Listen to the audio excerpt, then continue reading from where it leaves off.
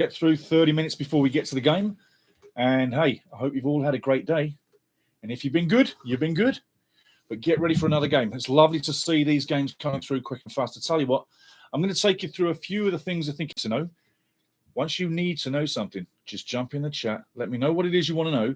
We'll chew on it. We'll discuss it. We'll all get wise together. And we'll all learn something together. But hey, you know what? Together as one we are. I'm going to talk about Colombia's coach in a little while. Then we'll talk to Jesse March. Then we'll talk the form both teams. We're going to talk about Colombia. And then we'll talk about the head-to-head between Colombia and Canada. So keep it here. Keep it here. And this is getting ready for a World Cup, if you did but know it. I'm going to draw these two little puppies back here. You see these World Cups? I got them specially made up, okay? Graphic printers. Yeah, you know all about graphic printers. I know you do. But these are graphically printed. I'll let you know. Here's a little bit of a tidbit for you. I'm going to be doing some... Come back over here. In colours. You see it looks green there? Put them on the outside.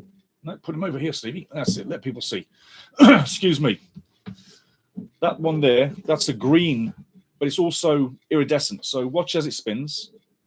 And you'll see it changes its colour. See that? Now, as we get towards the World Cup, I'm going to be giving these away to the family. And it won't be for something special or you don't need to do anything special, but I'm going to get a whole load printed up and then literally have a draw and Wrexham Travel, in you come. Nice to see you. Nice to see you. Welcome in, my friend. Welcome in. We're getting ready for the replay soon. Coming up, Stoke City next. You know all about that one. I can't bloody wait, tell you the truth. But like I say, these World Cups here, I've got two golden World Cups on the front. The real World Cup is right there. Yeah, right there. Stevie draws away. Push that forward. And you can see the real World Cup right there. That's a real size World Cup as well, yeah? On that note, we've got a FIFA rankings video out. Came out yesterday. Get into it. Get into it. The information in there from DJ Knox, who I regard as a super, super stats man. He's a wonderful fella, one of the family, one of our own. He's a wonderful fella, and he's just Mr. Stats. He's crazy for the stats, and DJ has told me stats for a long time, as long as this channel's been going, just so as you know, and he really is a stats guy. But getting back to these World Cups, like I say, I got them printed off because I thought, as we're coming into the World Cup, uno, dos, tres, we've got to have some nice giveaways things. So keep them in mind. That's what they're there for. They're for the family. Let me get this one in the frame. Put you there. You go there. In fact, you know what I'll do? Just for this one. What color do you want? You let me know what color you want. You want the green side or you want the purple side? So I'll set the purple side up right now. No, you know what? I'll set the green side up because that's football color. Okay, there you go. Whoa, look at that. Doesn't that look pretty? Too pretty. Too pretty. So on with the match. I tell you, we got 24 minutes to go. The build-up for the World Cup, I'm loving this, but you've got to say one thing we see before we get into this. 4 matches, okay? I'm not saying that these matches were ever easy. They were never easy. Not one day were these matches ever going to be easy, right? One day on Australia. What are your thoughts on the Australia game? Were you happy with everything? Was it just a sad loss, a tragic end at the end there by Seager, and then boom, the match slips away, no time really to react. 20 minutes is enough time to get a goal back, but it wasn't enough time to really change that match. Jesse Marsh looks to change this match, and it's going to be tough. Colombia. Where's your mic, Stevie? Sorry, guys, the mic's on. Got too far ahead of myself there. Colombia, 13. So like I say, these World Cups, I've got to back up. These World Cups, I've got them made up for you. And as we get to the World Cup, I'm going to be giving these guys away. So keep your eyes on them. I'll draw back, and you can see that they're the World Cup trophies. And as I said, the one in the back, that one there, just a second, that one right there, that's the real deal. That's the real deal. That's the real size, proper, as we say, pucker size World Cup. So that's it. Wrexham Travel, big into you. Welcome, my friend. Welcome, my friend. I've got to say that again because the mic was in the wrong place, and it looks a lot better when it's in front of your face, Steve. It really does. People can hear you. But Colombia, this match tonight. 13 in the world, taking on 26. Before we get to it, I've got an interesting angle to go through. Our World Cup build-up, I'm talking Canada, But Canada's build up to the World Cup. It's tea time, by the way. And I'm taking a big gulp because that's what I need. So these 4 matches coming up, or 3 now, 1 down. Australia lost, 1 down. Tell me what you think about the loss. Tell me what you think about the performance. What are you thinking about this game? What needs to happen in your mind? But I'll culminate by saying this much. Hey, Brian, how you doing, fella? Brian Steele from Wrexham in Wales. Hope you're all well. Hope's all well. Is well, so I should say, all is well, Brian. Thank you, my friend. Thank you, my friend. Hey, if you're ever going to go to Wrexham, get in touch with Brian Still Travel. Get in touch with him. Wrexham Travel. Tell you what, boom, best ever coat, best ever time you'll ever have. He knows everything about Wrexham, the area, the club, all the secret little places. Get into Brian. I tell you now, he really knows what he's talking about, and he'll take care of you. And prices, I tell you what, he's got the best prices too. So big up to Brian. Brian Still in Wrexham. Big guide. Wrexham guide. But getting into the 4 games and staying with the 4 games, my thoughts come in through this mind of mine once in a while. And a few weeks ago, I was looking at the games thinking, yes, this is great. This is great. Nice to see you're all good, mate. Thank you, Björn. Thank you, my man. Jolk. And I was thinking about those 4 games a couple of weeks back, and I thought to myself, I got to share this. What I'm going to share is right what I was thinking, and I've been thinking it every day since. Point being is Australia down, 1 loss, 1-0. Decent game in my opinion. I think a lot of things went well. I think things could have been differently set up tactically. I think we stalemated, but let's not forget, Australia's a bloody good team. They're not ahead of us in the rankings just per chance, as you can see in that video released with the rankings. And listen to what Dougie says in that video about the rankings. But they're not ahead of us in the rankings for nothing. So the loss against Australia, you could have seen a 1-1 or a 0-0, and it literally was going for a 0-0. Let's be honest. And Seeger has a tragic mistake, and let's face it, we all move on. He learns from it. We're not so happy from it, but we all move along. We learn from our mistakes, and we don't repeat them. Hopefully, never again. So the second game coming up, you got Colombia, yeah? Tough, 13 in the world. Result. Just think result. What's your mind saying? Result, win, lose, draw. What are you thinking? Because this one on the face of it, you got to favor Colombia. You have to favor Colombia. Absolutely favor them for the victory here tonight. This is a match where we have got to step up. I don't think we had a step up in the last match against Australia.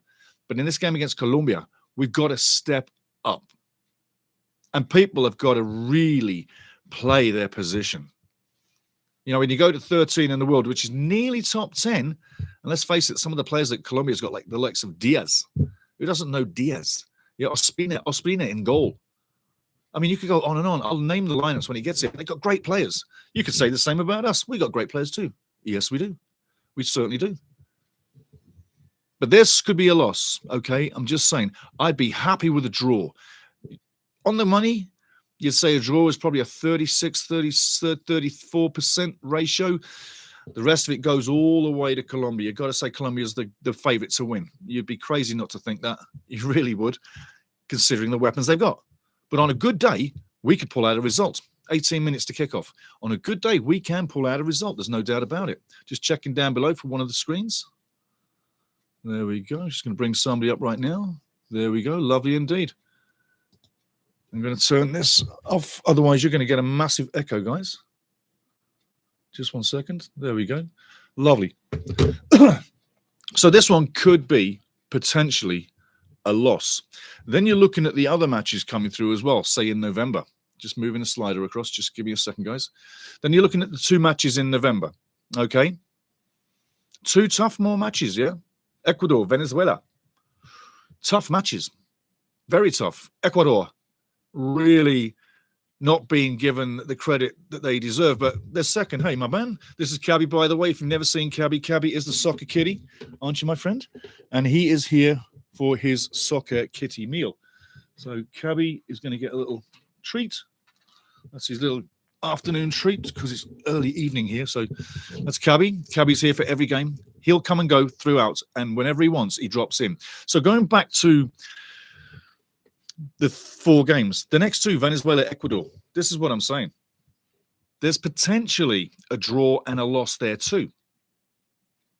So these were 3 tough games, or 4 tough games in total, 3 tough games still to go, where we may potentially lose 2 and draw 1. Anything other than that will be an absolute success. Now, we could park the bus and try and play for the draw in all 3 of these matches, and you probably could get a couple of draws doing that. Maybe not against Colombia.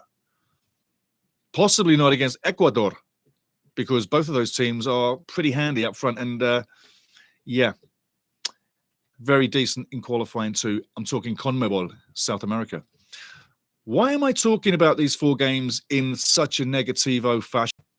It's great to play the big guys because, as you'll see in the FIFA rankings video just released in the library down below, check out the library down below, FIFA rankings video down below. As you'll realize, we're playing friendlies and not competition. That's one thing. But going toward a World Cup, how was that? Is it a good night for us? He'll let me know. I just asked him a question. Is it a good night for Canada or a bad night for Canada? You let me know. I'm just going to move his plate away so he knows he's done. That's the first signal. Then he knows he's done. He's like, I'll wait for his answer because he'll make his answer. He'll talk to me in a bit. But those 4 games together, this is what I'm saying. You've got the World Cup coming. Do you want to have 4 massively tough games like we've got right now?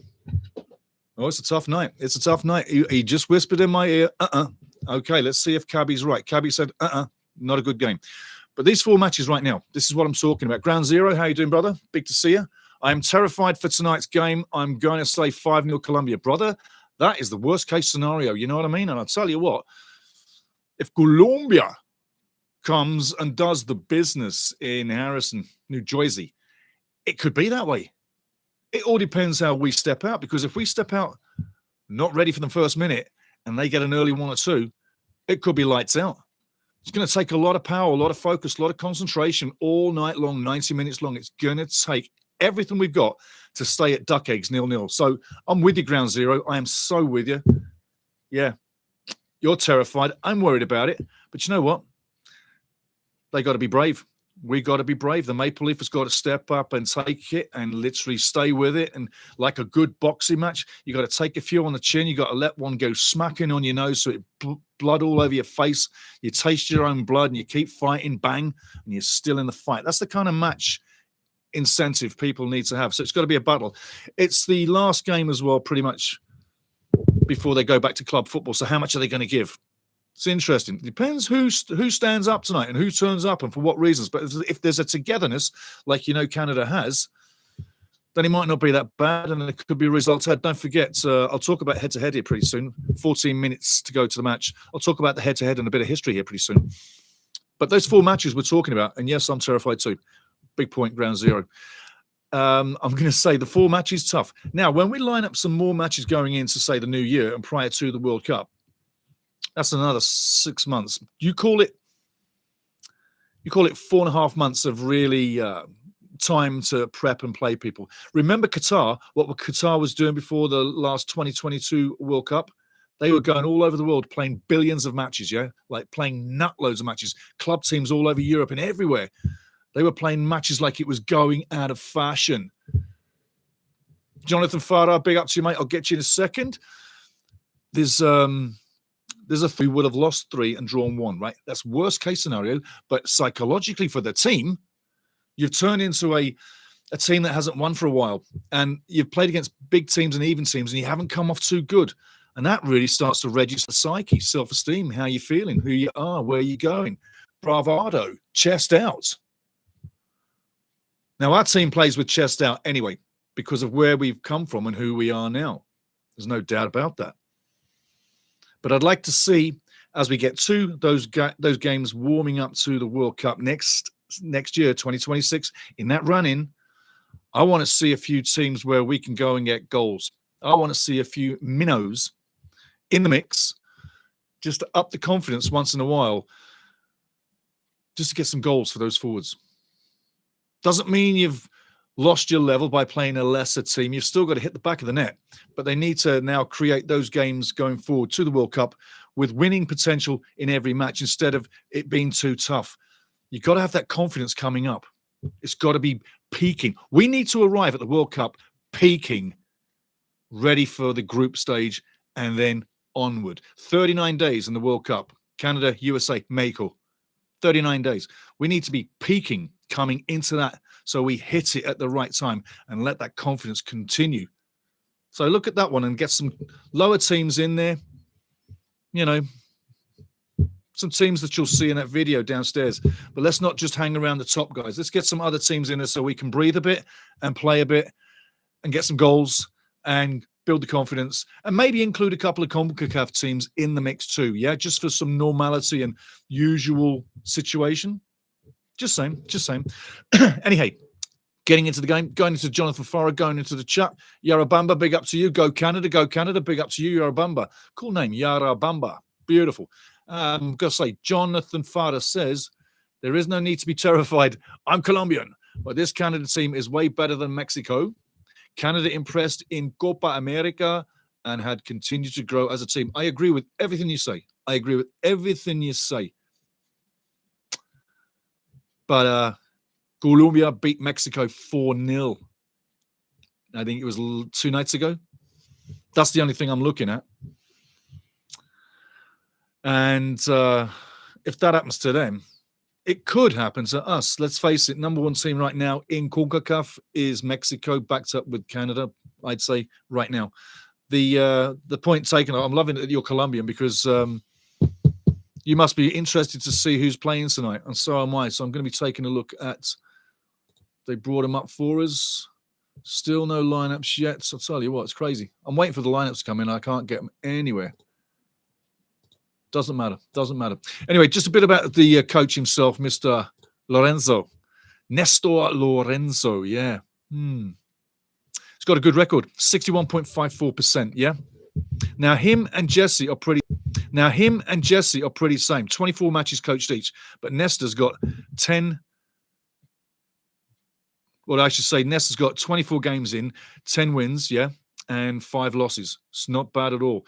On Jesse's side, Jesse Marsh also 24 matches in, and Nestor's been there since July 2022. Jesse Marsh, May 13, 2024. So Nestor's been there a fair while longer, and he's really got that team going nicely. Coming into the World Cup, you've got to say Colombia would be a dark horse, no doubt about it. This side of the world, they have no problem playing in North America, not at all. They're a dark horse. If everything goes right, and I know that Jonathan's probably thinking, Stevie, you're probably shooting a little high, but I think you'll agree, if you play your game and other teams are not up to that trickery and that smartness and the guile that Colombia sometimes has on the ball, I think you'll agree there is an outside chance that you're a dark horse. I'm not saying you're the major favorite. I'm just saying dark horse. And Colombia is a footballing nation, would you not say? One of my favorite teams, football all time, Atlético Nacional. Just saying, La Verde. Just saying. That's one of mine. It's one of my favorite teams, actually. Always liked them. But Nestor Lorenzo is not Colombian.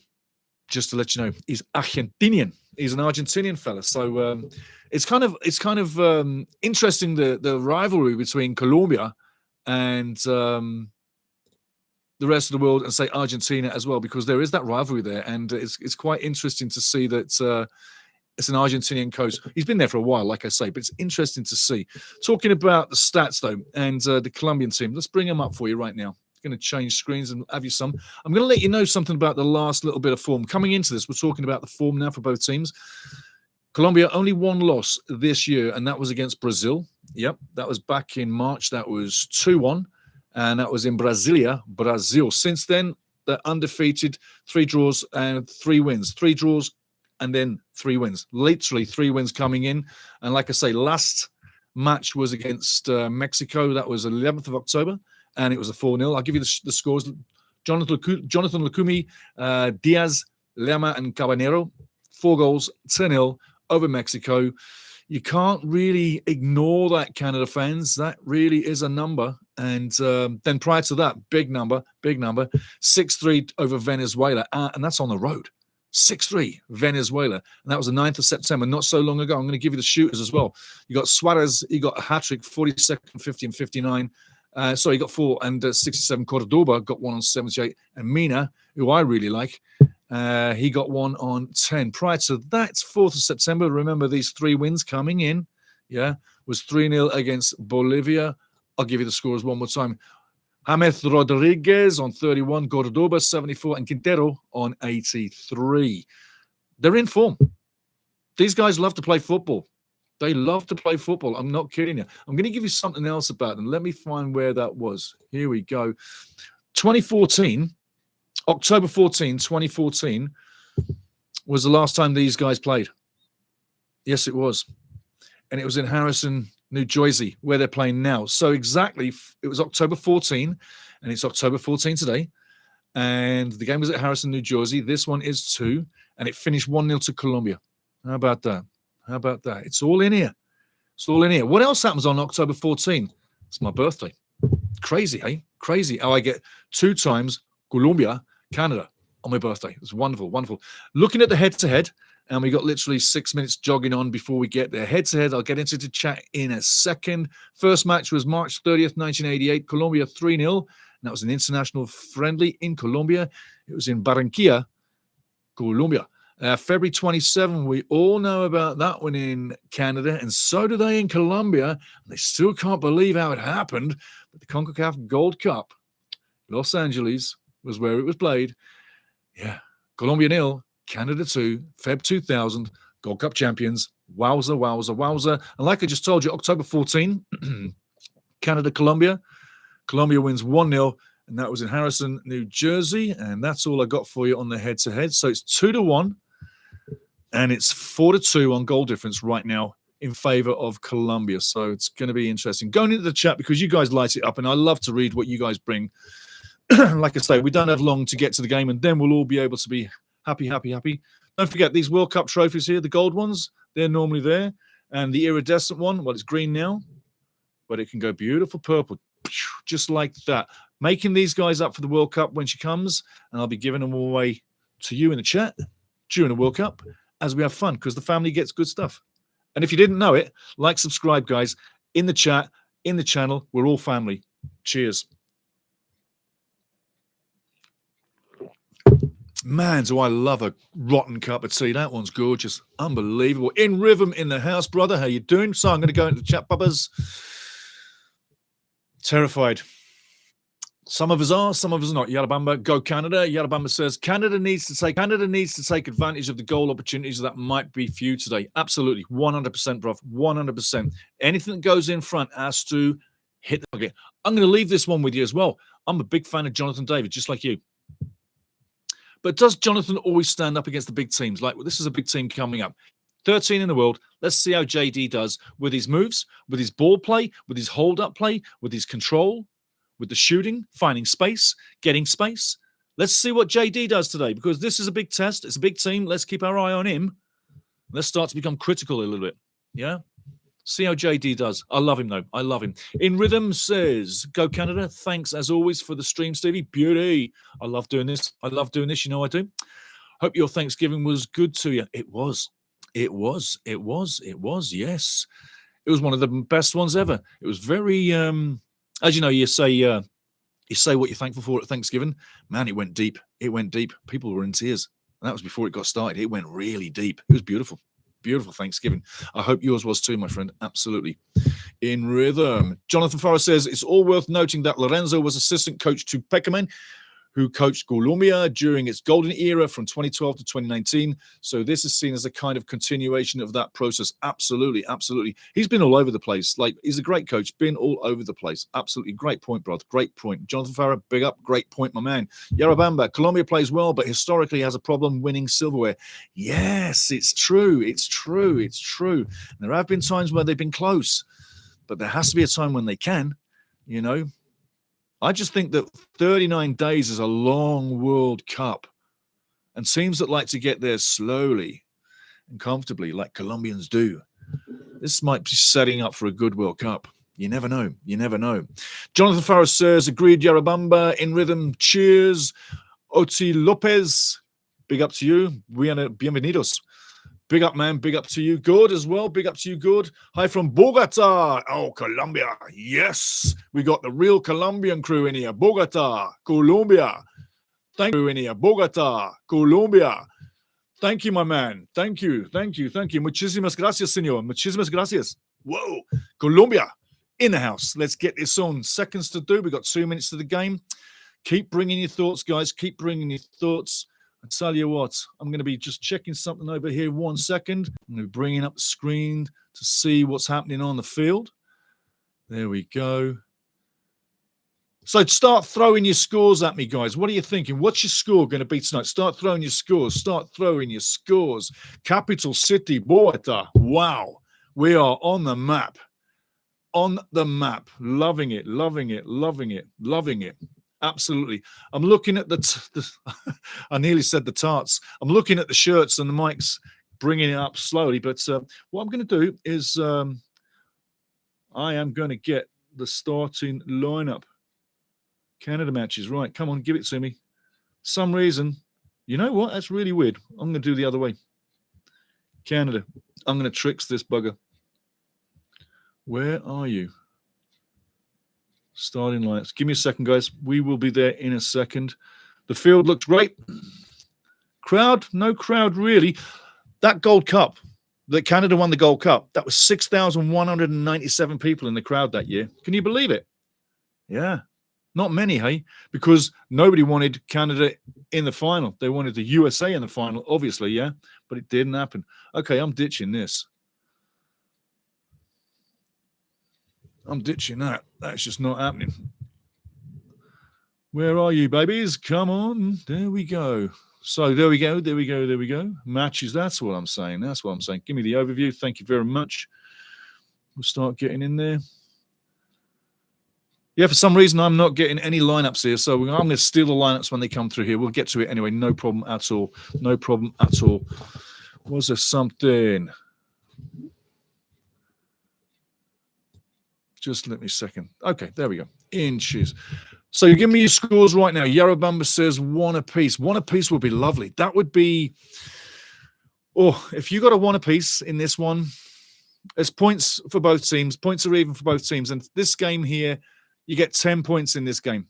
I'm going to give it to you frankly. This game's worth 10 points in FIFA World.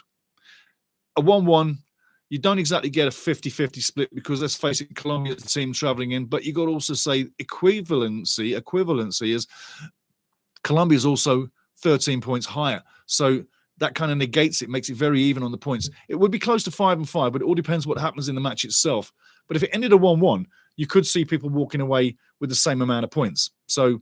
As for that, yes, you never know. You never know. 1-1, though, I do like that. I do like that. I would take that right now. I would take that right now. They're just going through their thing here. Going over a few little points about that goal against Australia. Again, if that ball comes across like it did last time, you've got to clear it. You've got to clear it into space. Would you not say? Did anybody not see that as a bit of an error? I'm watching what's happening on TV as well as you guys.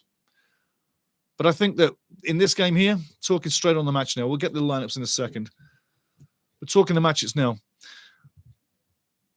My prediction was probably 2-0 Colombia. Is 2-0 Colombia. And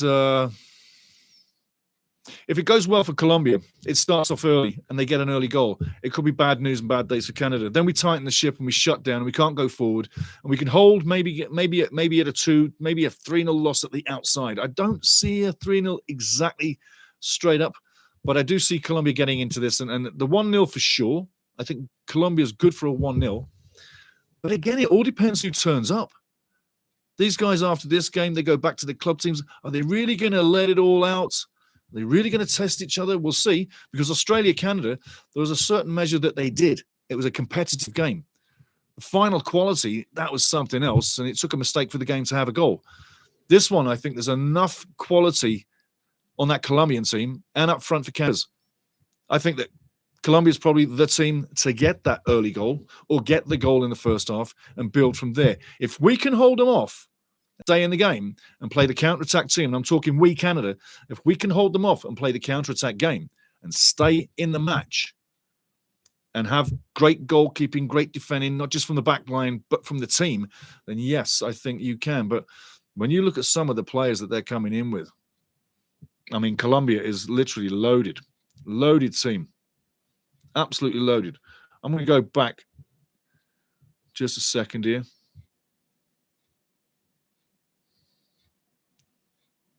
Colombia in November. This is the teams that Colombia's got in November. I just thought you'd be interested because you know who we've got, Venezuela and Ecuador coming up November.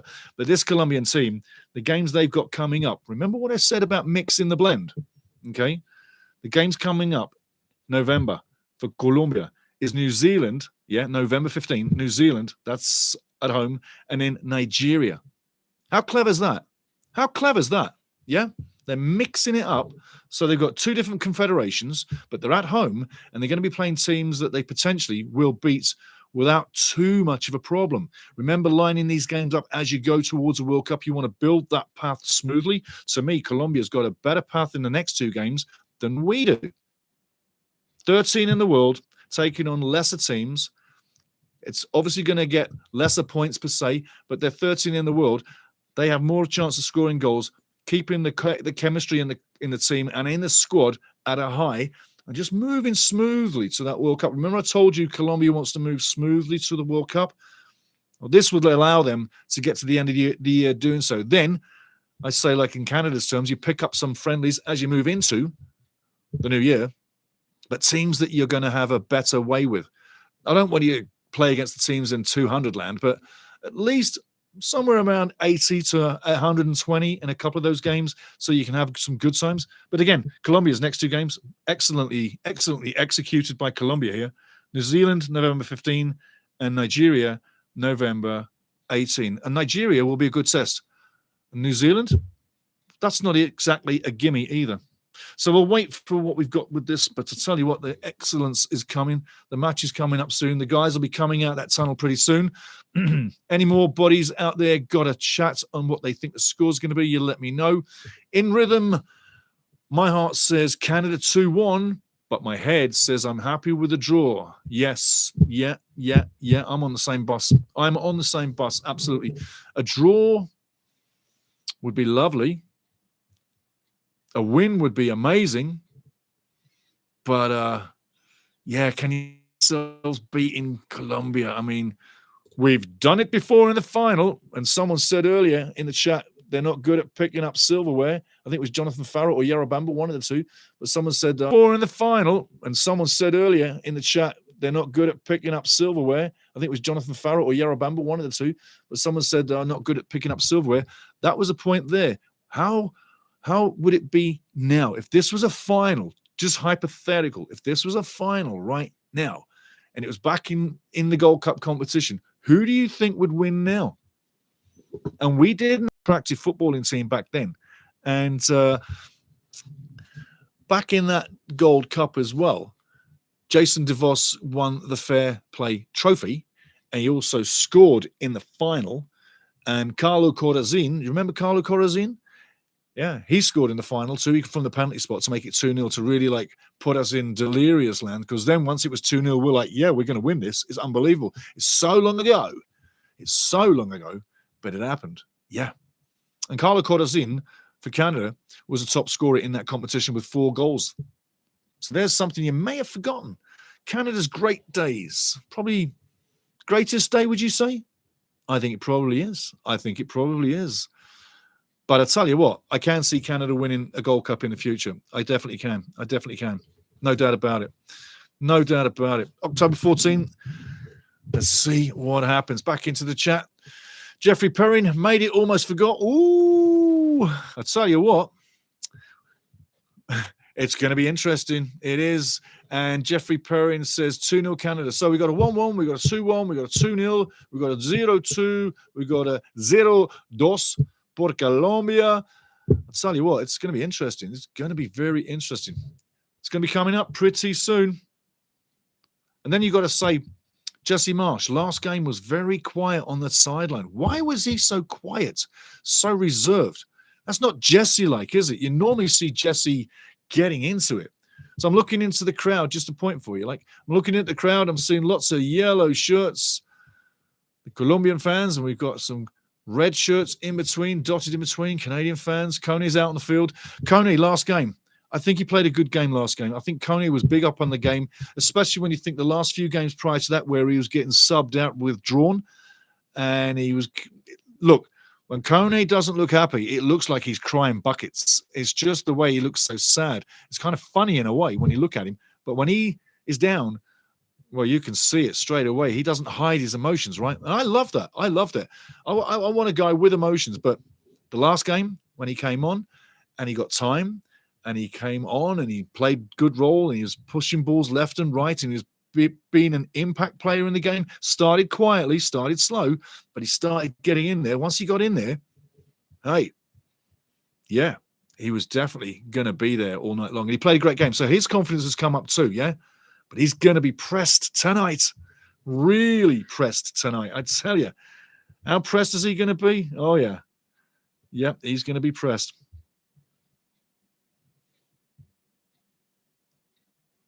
I'm just looking at the field right now, guys. It looks absolutely amazing. The scene is beautiful. Like, the stadium's gorgeous. And I tell you, there seems to be quite a few Colombia fans. Now, let's face it. It's the South American team in the States. There's going to be a lot of I know that Jackson Heights, I believe on the New Jersey, New York area, there's a big Colombian district there, pretty much, like where a lot of Colombian people are. Like, there's loads of Colombian restaurants. I'm sure it's in New Jersey, and Jackson Heights. Correct me if I'm wrong, but there'll be a lot of Colombian fans for this team going to that match, and they all know football. I tell you what, they all know football. They are bred on it. They live and die football in Colombia. I tell you that for a fact. So there should be a good turnout, a good Colombian turnout for the team tonight. Let's see what happens when they get there. But we'll see. We'll see. Back to the chat. Yarabamba says, in 1994, Colombia was one of the favorites to win the World Cup, but not even qualified in the group stage. That's Colombia. Yes. Yeah.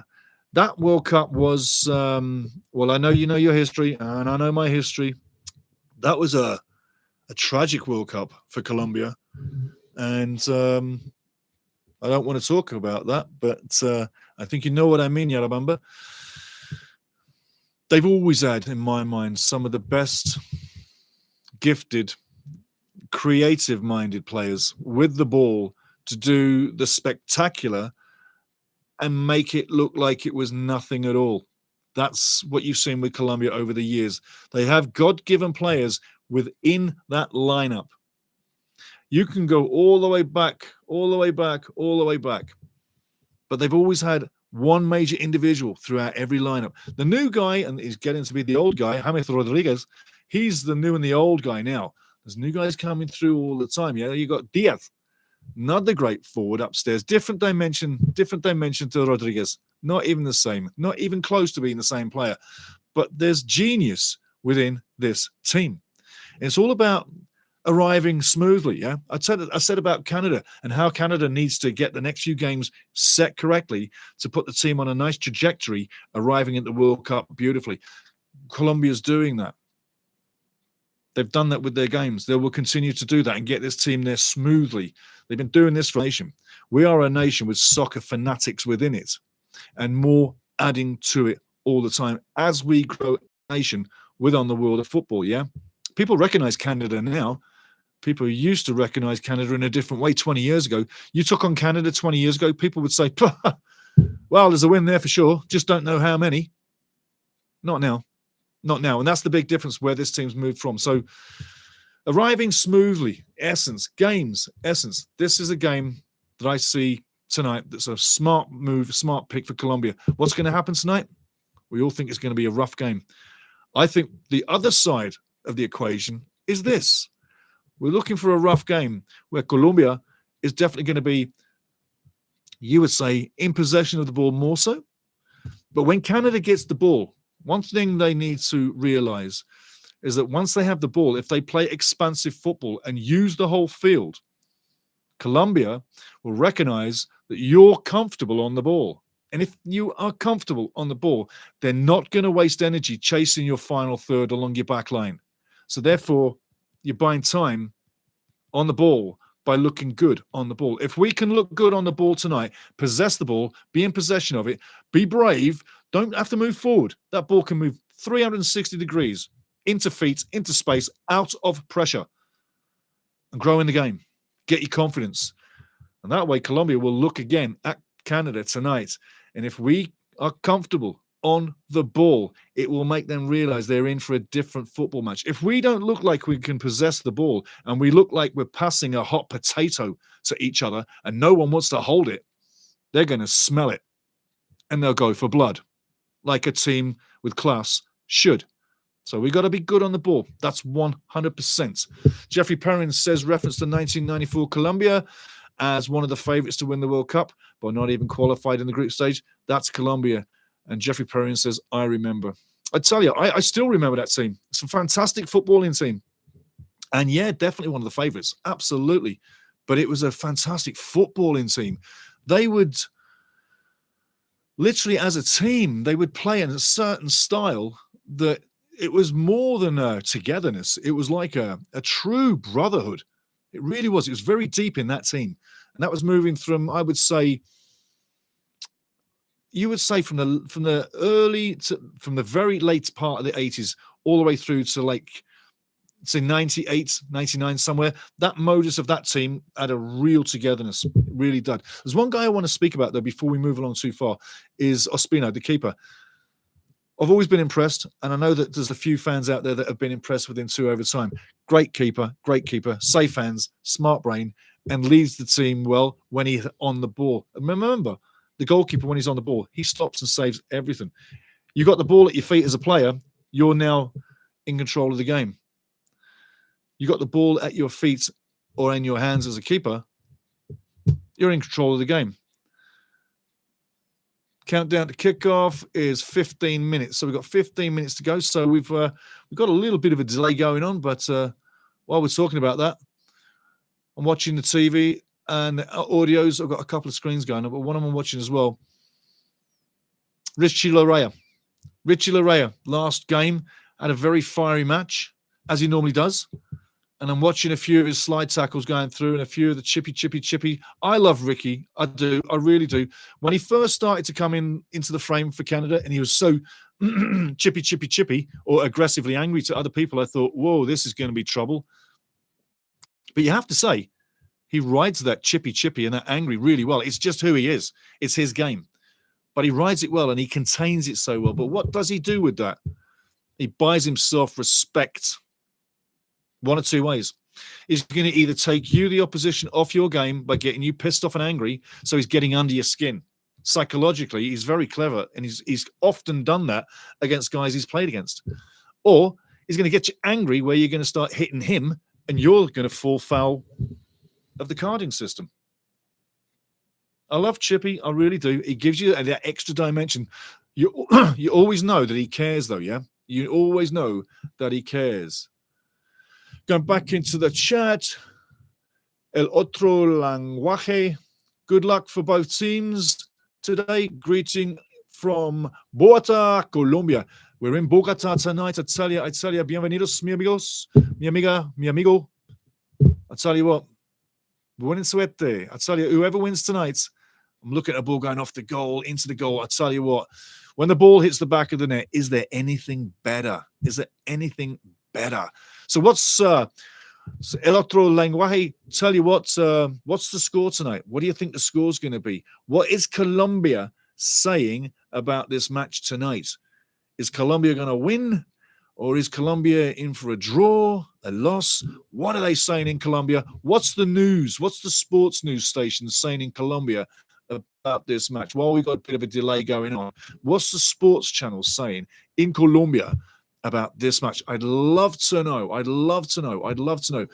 Yarabamba, hey, if you can find out too, my friend, you can find out too. And Jonathan Farah, if you can find out too, what's the sports station saying in Colombia about the game tonight? Yes. Jeffrey Perrin says chippy. Yeah, I tell you what, honestly, Jeffrey, I can't get enough of him, man. Honestly, he, like I say, when he first started playing for Canada, I thought, I don't know. This might not be good, but he really is good. And he's lasted. And he's 67, 68 caps for Canada. Colombia 2, Canada 2. Whoa. Hey. Canal Caraco. Wow. 2-2. Interesting. Wow. That's respectful. Muy respeto. That is respectful. Wow. 2-2. Wowza. Okay. I'd love that. I would love that. I would love that. 2-2. That would mean we're in for a fiesta. Lovely. Yes. 2-2. 2-2 with beautiful goals. That's what I'm saying. No mistakes, no errors, just beautiful goals. Yes. 2-2. I love that. I love that. Good to me, amigo. So we're looking. And this is why I've got no lineups, because there's obviously some kind of delay come off. I don't even know why the delay is on. Because when I'm in here, guys, I've got the media lines and what you are. Grim plays in the house, my brother. How you doing? Nice to see you. I tell you, we're going to have a good game. Nerves, but we've got games all the way through. We've got 2-2s. We got a 2-1 Canada. We got a 2-0 Canada. We got a 1-1. You got a 0-2 Colombia. You've also got, okay, Grim plays 1 minute 19 here. Right on. Nice. I'm looking at some awesome fans out there. Diaz, yeah, there's Diaz on the field. Diaz is on the field, yes. Stephen Estacchio's out there warming up. Yeah, I tell you. So it looks like we're all in red tonight. Or we could be wearing a white shirt with a red pants, can't we? Eh? Who knows?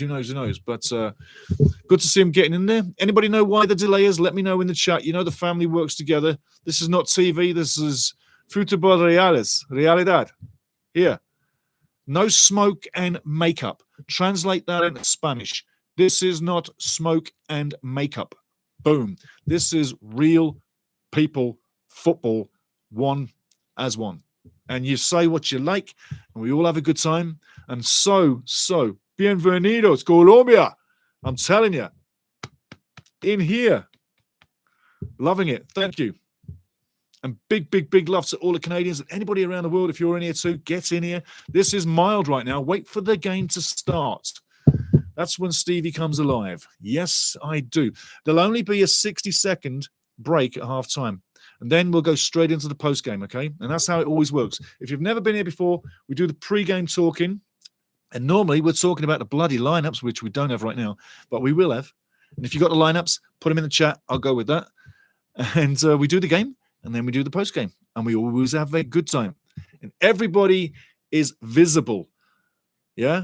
Everybody is visible. No one is invisible. Everybody is one. We're all together. La Familia. We're all big together. So just go with that. Join us. And once in a while, I'm going to be dousing some water, agua, because it's going to get a little dry. Yes. I tell you, I'm looking forward to this one.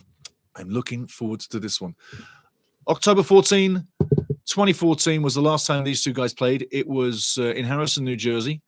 Colombia wins 1-0. And then it's 11 years later now? It's October 14. And let's see what the result is. But I'm the lucky recipient of this game because it's my birthday. So, like I say, I always love watching matches on my birthday, but I never get good ones. Well, this is a good one. So I'm going to enjoy this. And anybody else who's got a birthday out there, big wish to you too. But I'm sure we're going to be getting into the game pretty soon. I see maybe 7 minutes before kickoff.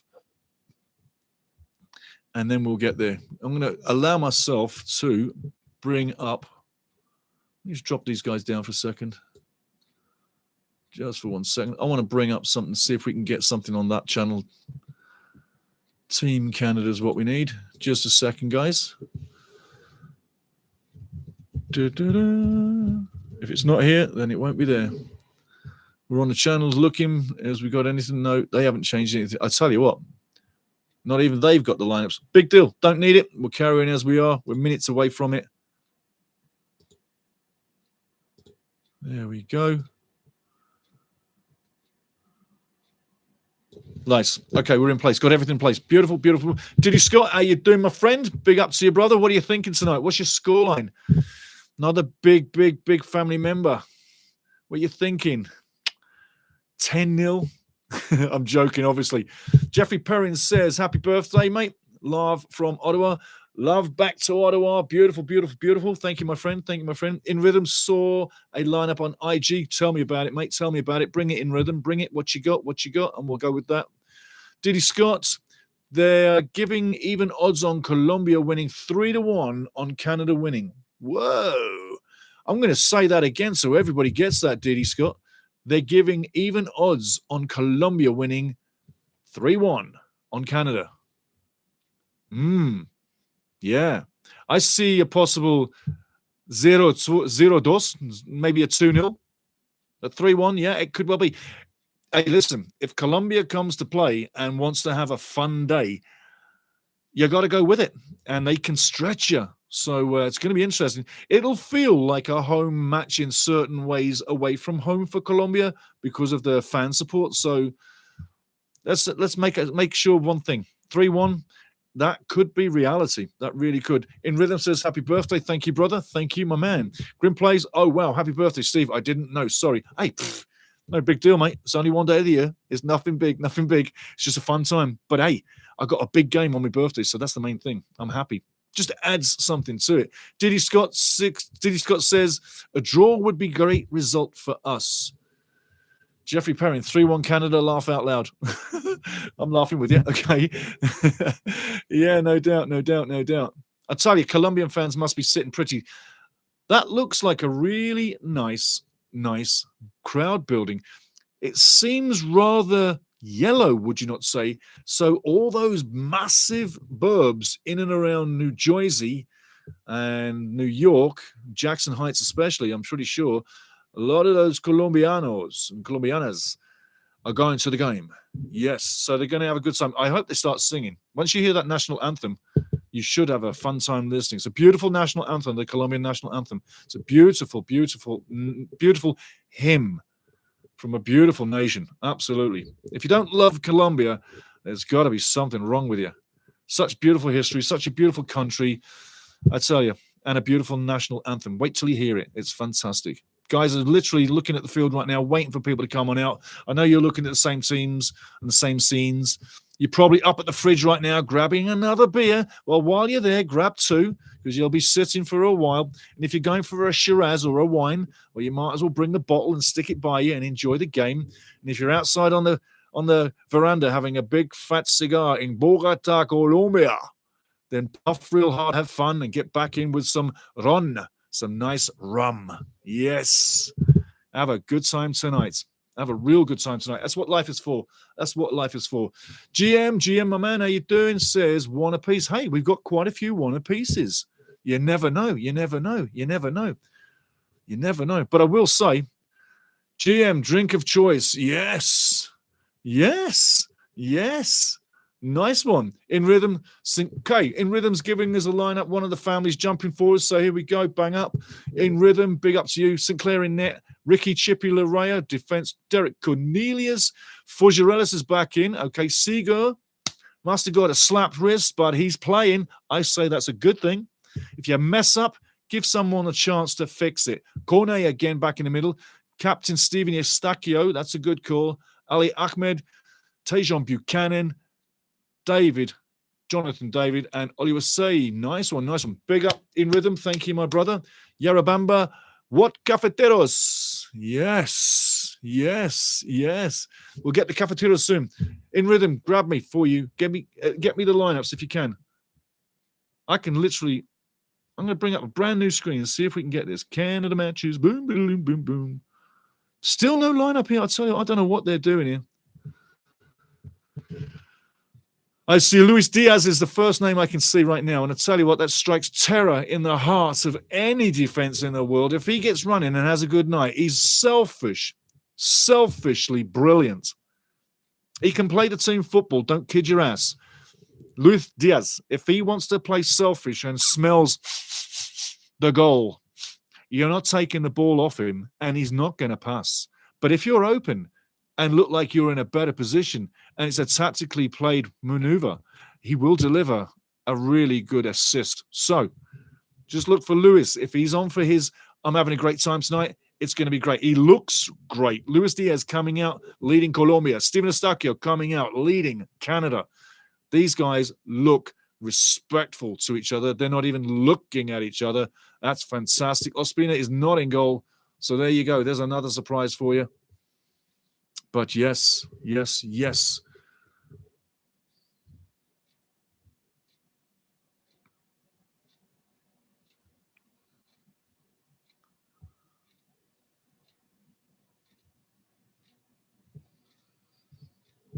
lining up for the national anthem. So if you've still got time, you know the Canadian national anthem, "O Canada," so you'll enjoy that.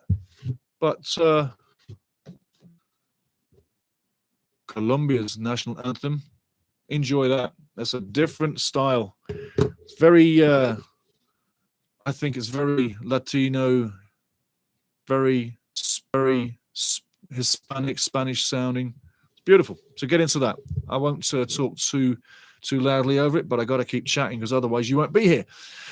Going back into the chat, newspapers are Yarabamba says Cafeteros newspapers are saying is that Lorenzo will experiment today. Lots of changes in the lineup that Canada can capitalize. Interesting. Let's see what happens. In rhythm, at least that's what Canada men's national team posted an hour ago. So not sure if it's changed. Well, I'm looking at Estacio, St. Clair, Larea, Ahmed, Fogerelis, Promise, Derek, Johnny, Seeger, Tejon, and Kone. Yeah, you're right, man. I see everything you got there is on the money.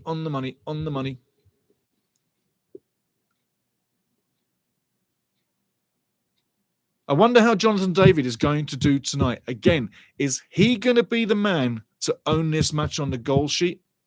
Is his goal going to win the match? Luis Diaz, is he going to be the man to really take grip of this match? Both keepers, I am certain, are going to be tested tonight. I am certain they're tested tonight. Well done, In Rhythm, mate. Glad you could help the family. So am I, brother. So am I. I am still waiting on my side of life for Tellus and the rest of the world to... Whoops, a daisy. Damage in the World Cup, Stevie. Careful with that, lad. So I'm just going to check one more thing. There we go. Yes, you're okay there. Now, no matter what you say, though, Colombia, high-level team, 13 in the world, and I don't mean anybody personally. I mean, that's a general statement. In no matter what you say, is with Colombia, there's Mina, Jerry Mina. I tell you what, love the guy. With Colombia, there's Luis Diaz, a fantastic player. I tell you what, but with Colombia, whoever comes in and wears that shirt has to be at the level. If they're not close to the level, Lorenzo would never give them a shot. They would never be in the squad. 13 in the world. 13 in the world. Your squadness. All you need is the trophy. You're 13 in the world, and you're adding little things just to see what can be different. But I tell you, you're 13 in the world for a reason. The additions are tryouts. Let's see how they do. But it's not a total team of unknowns, I'll tell you that right now. In Rhythm, thanks to you, man. GM, interesting Canada with jackets on, Colombia not. Yes. Pampered, per se, or are they advertising? They're probably in an advertising situation right now.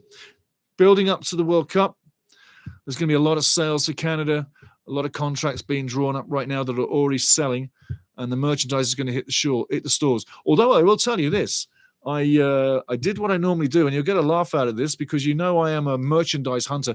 Okay, Colombia starting in the lineup. In goal, Montero. Defense, Roman, Sanchez, Lucumi, Mojica. In midfield, Rios, Portilla. Also Campas, Quintero, Diaz, and Hernandez up front, 14. So Diaz, number 7, is out on the left. Campas on the right. Quintero down the middle. Hernandez down the middle too. So they got offense. They got threat up front.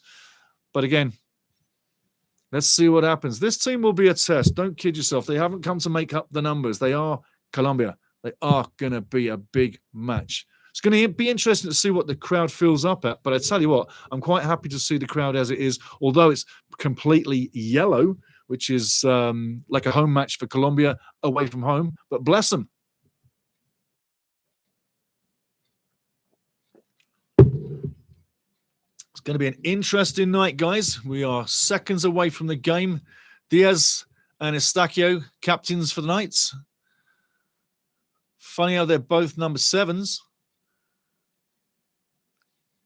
He wins. Colombia, I believe, has the ball, and Canada will be kicking left to right.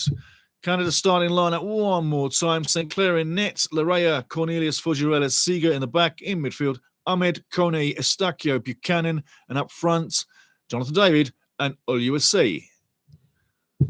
I would like to see someone else up front. I'd like to see Buchanan partner Jonathan David and partner him on the left. And I'd like to see Jaden Nelson take Buchanan's place. That, for me, gives us more speed and more skill on the ball. Just saying. That's what I'd like to see. Oluwase, he's been tested. The numbers are not the greatest. He's not terribly bad. He's doing a job. But I want to see someone else tested. What's the point of going down the same road every time? Might as well test someone else. Okay, we are getting to it. The game is going to be on. The game is going to be on. I'm so happy to be here. This is bloody lovely. Get your drinks filled, people. We've got a game on. Canada's bench sitting there. Kyle Larin on the bench. Well done, Kyle, for the last game. People are deep in thought. Referee's about to get the game going. Mr. FIFA Blue Boy. FIFA Blue Boy with a big smile. It's going to be interesting to see what happens tonight. Into the chats. Saliba borrowing Fonzie's number 19. Yes. Hey, and when Fonzie comes back, where does he go? Oh, nice play. So Tejon gets the ball first off, going nowhere. Colombia under pressure at the moment. Lots of space, lots of movement. Estacio pushes it all the way back. Colombia just sitting back in shape, waiting for the next attack, waiting for the repel. Ball over the top. He's onside. Nicely played there. Cuts back inside. Makes some space. Beautiful. Opens it up. Well intercepted. Well intercepted. A scrappy clearance, but the ball's back throwing coming up to the Reds.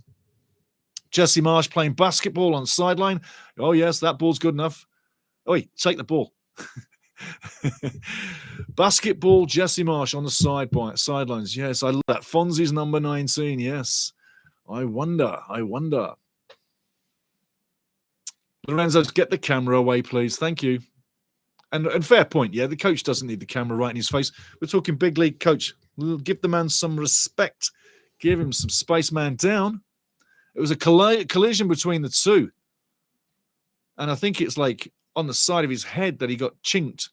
Has he been cut? Is he just dazed?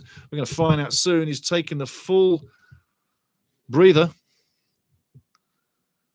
Aguirre plays on the front line there, getting him back in play. He looks okay. A little bit shooken up.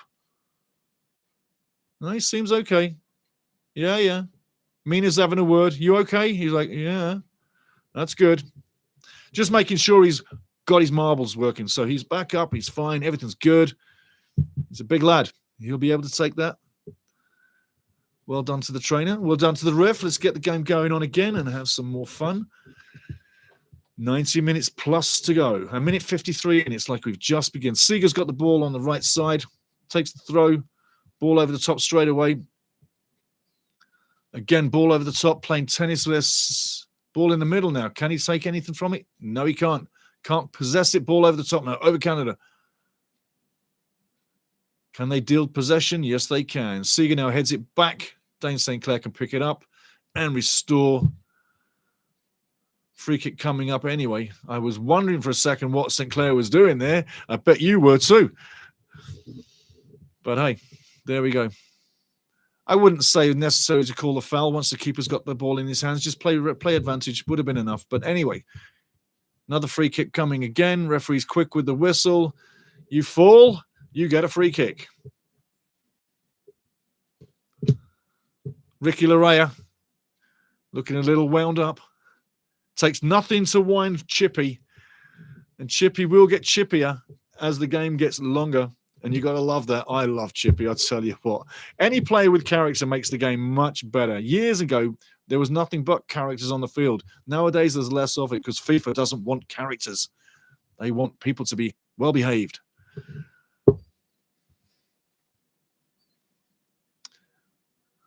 Free kick coming up again.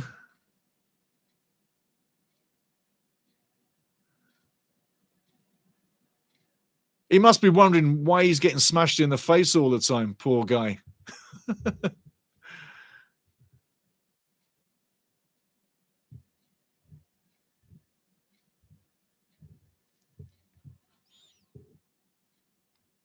Nice little backheel play, takes it round one, goes past two, goes past another, and there's the final challenge, takes the ball back, Canada back in possession. But it was promising by Colombia. One little through ball, Canada was wide open on the back line. Fast-moving ball now. Colombia down the left side, coming up, getting a throw in. Seeger playing greatly on the right side in defense.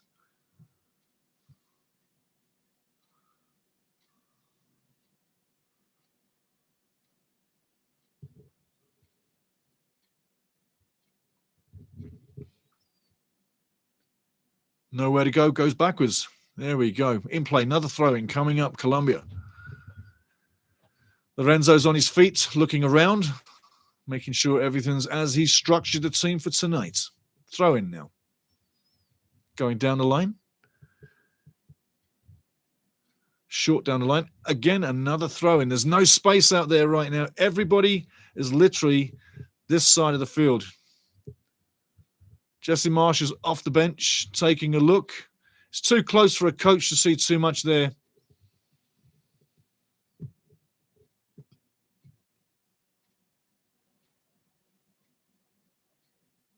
Great use of play, great use of space. Colombia all the way on the back line now, in control of the game.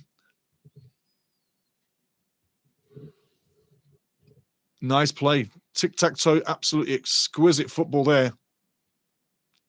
South American skill coming off. You got to be ready for that. Back heels and flicks. And we're trying it too. Canada down the left side, doing very well. Cuts inside. Who's going to win that race? It's still alive, looking like a goal kick. And indeed, goal kick for Colombia.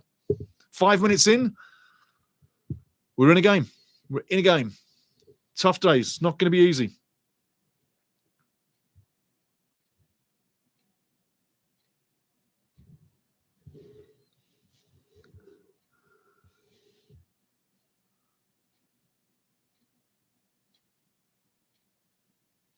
Loads of time on the ball right now.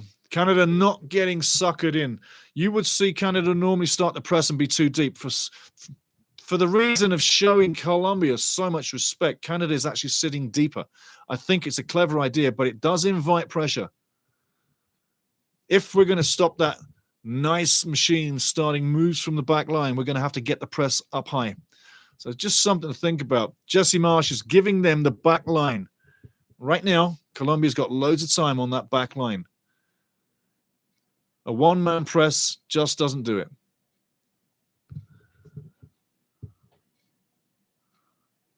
Great interception. Can we use it? You got to stay in position, but you lose it. Colombia now advancing on the left side. Very dangerous here now. What overlaps happening too? There you go. Ball coming in. Beautiful cross. Get on the end of that one. Well cleared. Well cleared. Very threatening cross. Seeger needs to get that out of there. Free kick coming in. Threatening move, though, by Colombia. Great cross coming in. Great defensive block. Very close to a goal there. Colombia showing and threatening. Watch this cross coming. Beautiful cross. If he doesn't clear that, there's two Colombian players moving to the ball. Beautiful cross. Just waiting for that ball to come past. Great cross. The great clearance by Cornelius.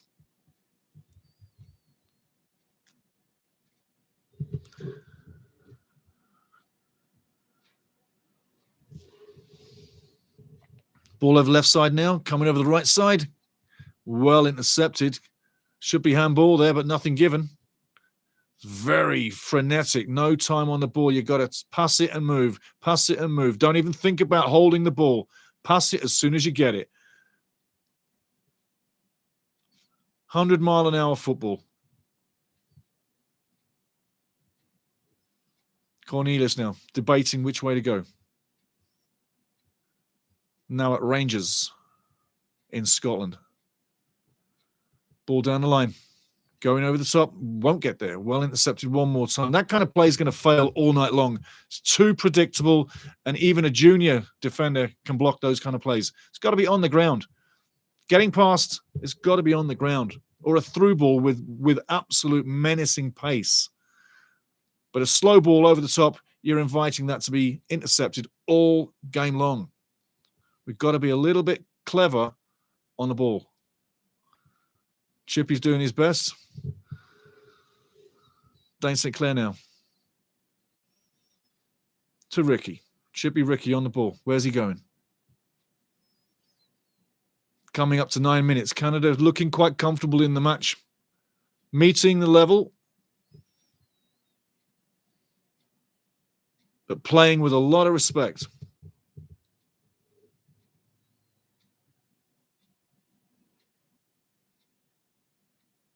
Sloppy play again by Stephen Eustachio. Ball over the top now. Who's going to get there? Should be Dane St. Clair all game long. Nope. Headed into danger land. Cleared one more time. Nobody's really got the flow of the match pinned down right now. It's a little scrappy. With a game like this, as soon as you see something like a goal come, you'll see a flow to the game. Ball needs to come to the left side. As it does, one-touch football. One-touch football. Beautiful play. Credit to Canada so far. Nearly 10 minutes in. Defending very well. Been threatened once. And with a certain amount of good luck and build into the game, they'll start creeping into this game in at about the 20 minutes, 25-minute marker and start making some moves. It's all about confidence right now, and they've made a good beginning. 15 minutes in. Let's see what carries on. Likewise, Colombia can be quite happy with how this has started for their cause. Quite comfortable within the match. Haven't shown too much, but haven't really been threatened at all.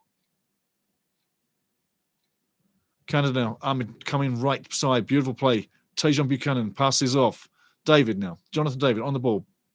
Back up the line. Can't get it up the line. Sloppy pass. Loses possession. Throw in coming up to Colombia. That great defender, Luis Diaz. Fantastic defender. One more time. You know I'm kidding, but that great forward is doing a defender's job. Absolutely brilliant. The captain and the captain's armband is in the right place right there.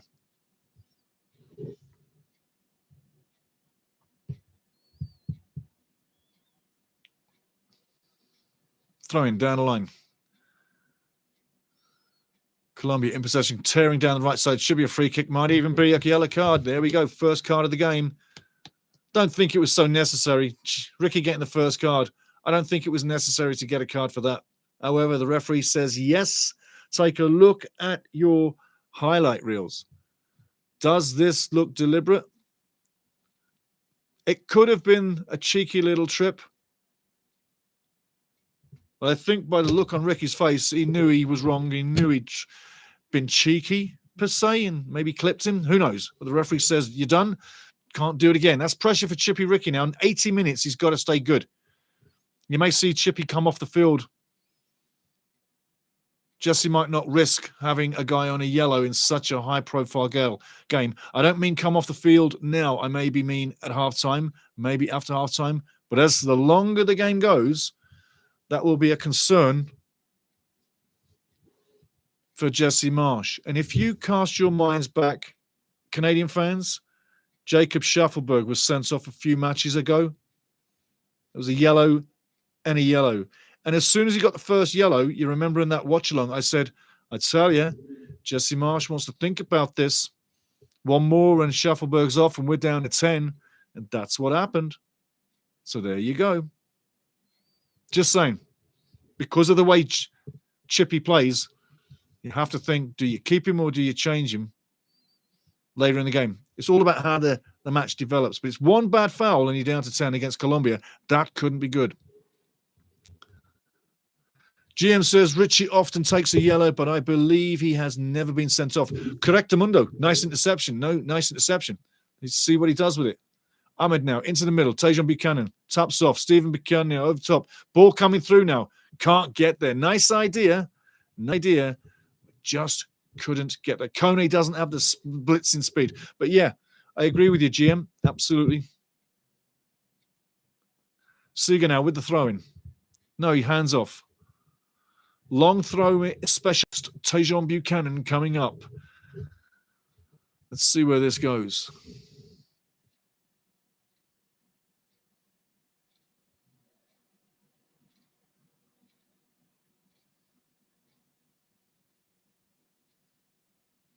Decent throw into the box, coming in, headed on, headed clear. Tejon gets his throw in back at his feet. Where's he going this time? Goes past one, goes past two, throw in. That's a foul. That's a foul. That's a yellow card. That's a yellow card. Get your yellow card out. That's a yellow card. Watch this. That's a yellow card. If Larrea's getting a yellow, then that's a yellow 10 times over, wouldn't you think? Wouldn't you think? Crowd looks yellow. I'm looking for some reds in the crowd. I see some reds. There's a big old Canadian maple leaf flag in there. He's got the white shirts on. He may have thought we were wearing white. I'd have never thought that. Referees are you know what? Here we go now. A little bit of pressure coming up. Should have been a card on that one because you know what? Now he's got away with it. He can do it again. Chippy can't get it. Ahmed, free kick coming in. Beautiful free kick. I tell you what, touched on. Should be going for a throw-in. Well touched on.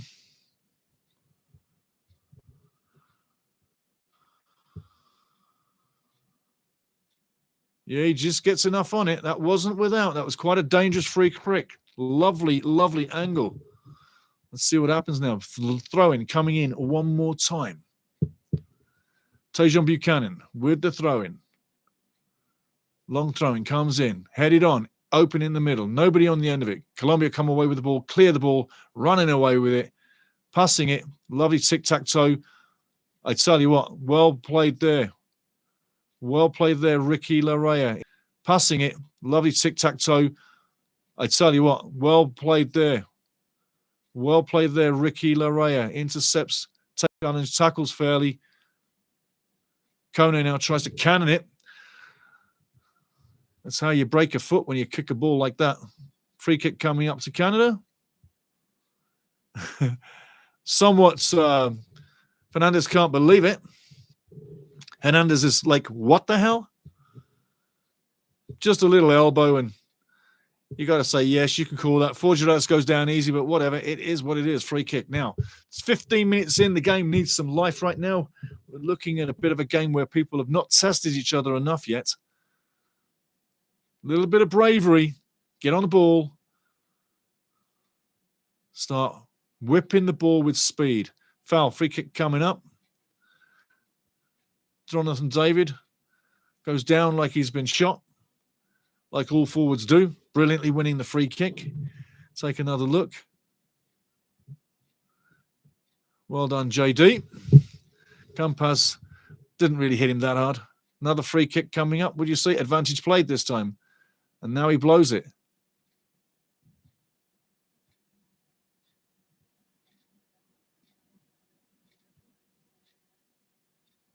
Let's take another look at this. Ricky gets thrown to the ground. Oh, I tell you. I tell you. You got a red card coming up here. If they review this, you got a red card coming up here. If we don't have a red card coming up here, Estacio has been warned. If they review that, let's see what happens here. Let's see what happens here. Because if they review that closely, that could be a bad day for Richie. Let's hope not. Let's hope not. Let's hope that that's not reviewed like I just think it could be. But I think, what are you thinking in the chat, guys? How severe is this? Take another look. Take another look. That leg comes up. Then he kicks out at him. He moves his leg deliberately on the cleats as well. That's deliberate. That, to me, is deliberate and should warrant a red card. Are we going to see a red card? Or the referee is telling him that's the last time this guy does anything in this match because he's putting me on the line. The referee has probably said to Estacio, go and tell him he's putting me on the line. He's making me look bad if he carries on with this kind of action on the field.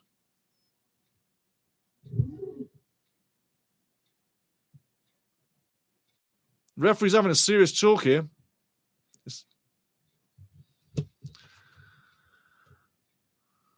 Grimplace says, red. Jeffrey Perrin, no, not Chippy. And what was I saying about the yellow card? You're sitting on a yellow card in a game like this. What was the coach supposed to do? If he don't get a red card here, he is being cut some amazing slack.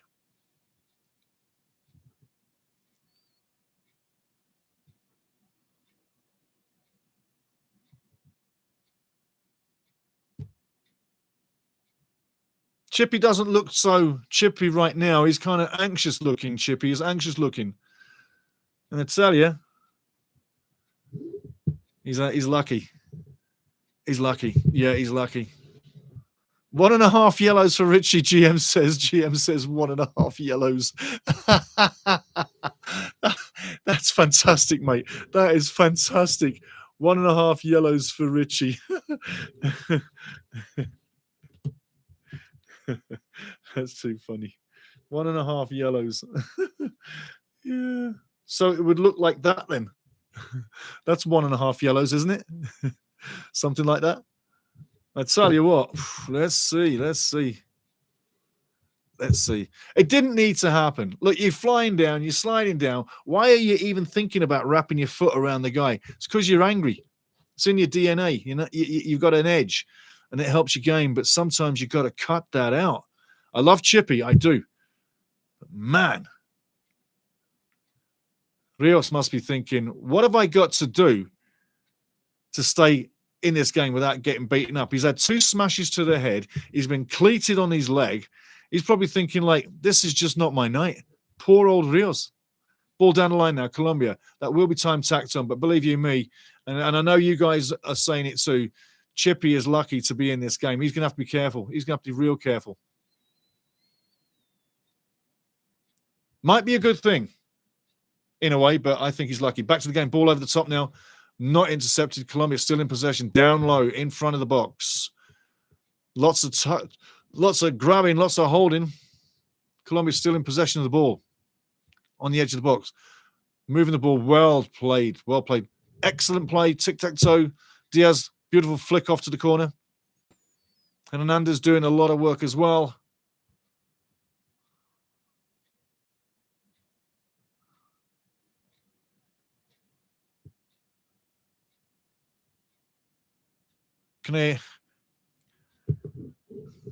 Colombian fans on their feet now.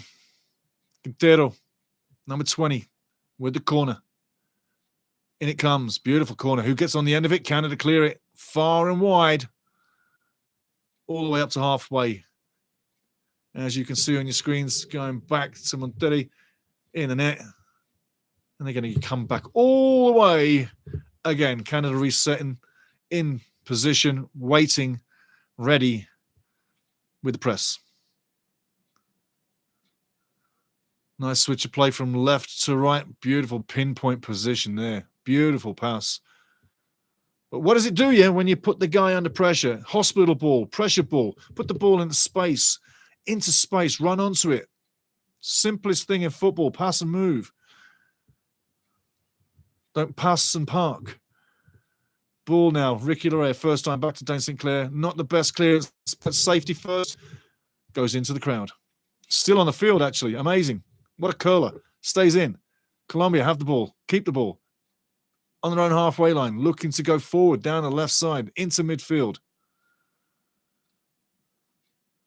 Totally in possession. Diaz now backs it up. Nutmegs. Plays it off. Hernandez helps out. Everybody's helping everybody. All hands to the pump right now for Team Colombia. But there's no space available. Give Canada credit. They are running their asses off, cutting down the passing lanes and trying to get in the match and win possession like they just did. Well, what can they do with it this time? Ball down the left side. Heavily contested. Colombia giving no time at all. No quarter, no space.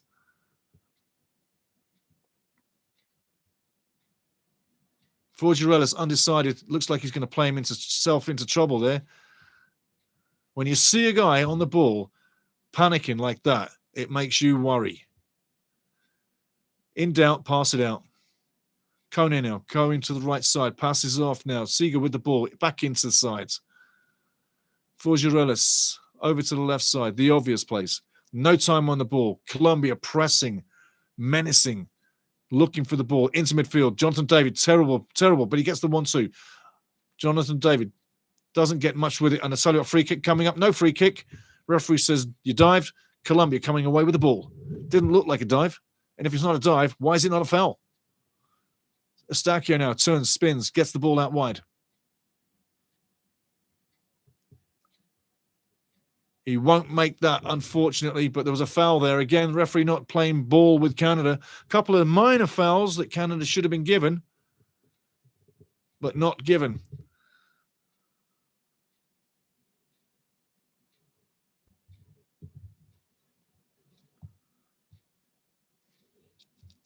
Canada have not tested Montero in net tonight at all.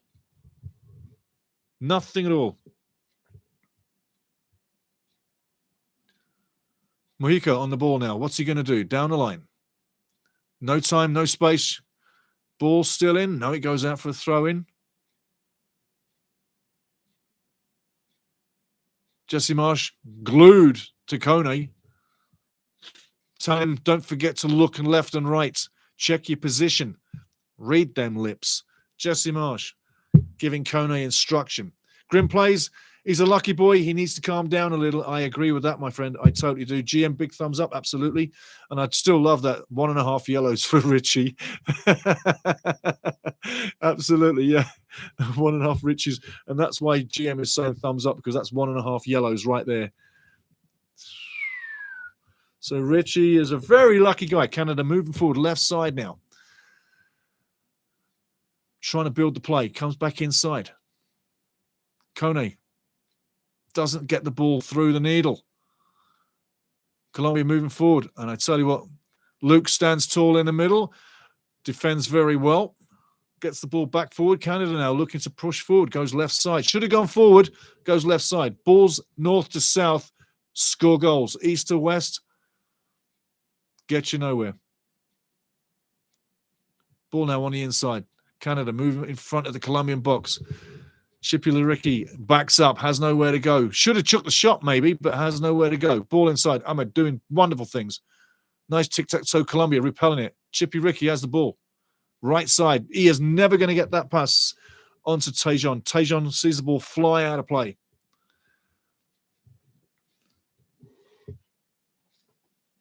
Hello, buddy. Do-do-do-do-do. There you go, far. You have that. Throw in now. 26 minutes gone. Still 0-0. It's going to be interesting to see how this one finishes, but I tell you, both sets of fans can be quite happy. Who's the happiest set of fans, Canada or Colombia? Diaz now spins, keeps the ball, should get the foul, does get the foul. Big player gets the foul. Tejon Buchanan's like, what the hell is that for?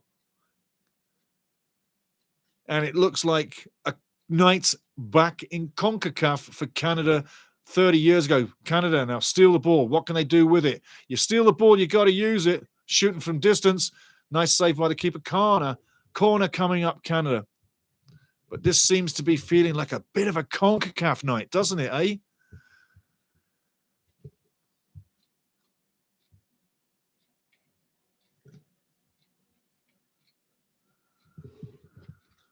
Threat in anger, not a bad shot, not a bad shot. Nice to see guys running in for the rebound as well. But where's Jonathan David so far tonight, guys? I said this in the pregame. Where is Jonathan David?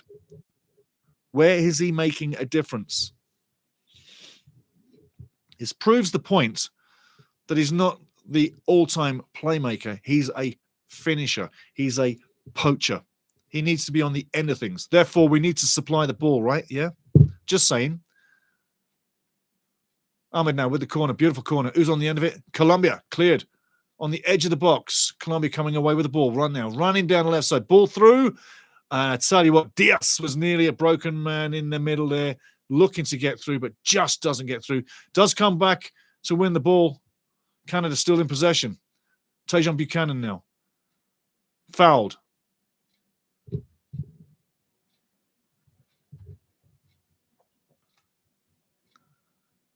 No foul. Yes, a foul. No card. Campas, not really a bad foul at all, just slightly mistimed. Busy man, Mr. Campas, tonight. Both-way player, two-way player, both in offense and the defense. GM says, nice turnover there to create an opportunity. Absolutely. And when you get them turnovers, which is going to be rare, you got to make it use. You can't come right when you got four guys going left. That ball had to go left early. Free kick taken quickly. Steven Eustachio now. Onto the line. So Ahmed goes out for the throw. Free kick wasted. Put the ball in the box. As I'd say, stop pissing around. A free kick there. We should have put the ball in the box, presenting a dangerous shot. Now you got to throw in, and Buchanan's running all the way over to take the throw in. That's nonsense. We've seen a few things in the last few games where the plays have made no sense, and that's training field stuff. If it doesn't come off, don't do it. Basics. And when you're playing against a big team, keep it simple, stupid. You'll be bigger and stronger in the game. Throw in now. Tejan from the right side. Not a great throw. Looked like a foul throw, and Colombia were complaining too. Anyhow, the ball stays in the box. Montero comes, collects, and takes his time. Simply, though, again, guys, get that free kick in. Just put the free kick in and see what you can do. That was an opportunity wasted. Let's keep it basic.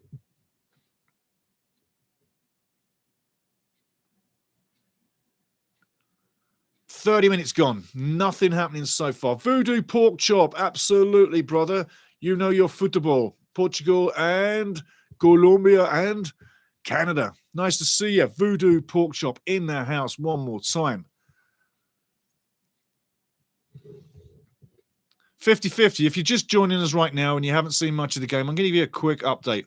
30 minutes have gone through. Really, nothing has happened so far. No keeper has had his hands really stung. Both keepers are cold, by the way, and they've had nothing to do. It's been a battle of attrition with nothing on the end of it. The quality has failed, but you were always getting the feeling that Colombia is probably the team that's going to have the edge to probably make the lead first. Colombia have literally powered the game to this point.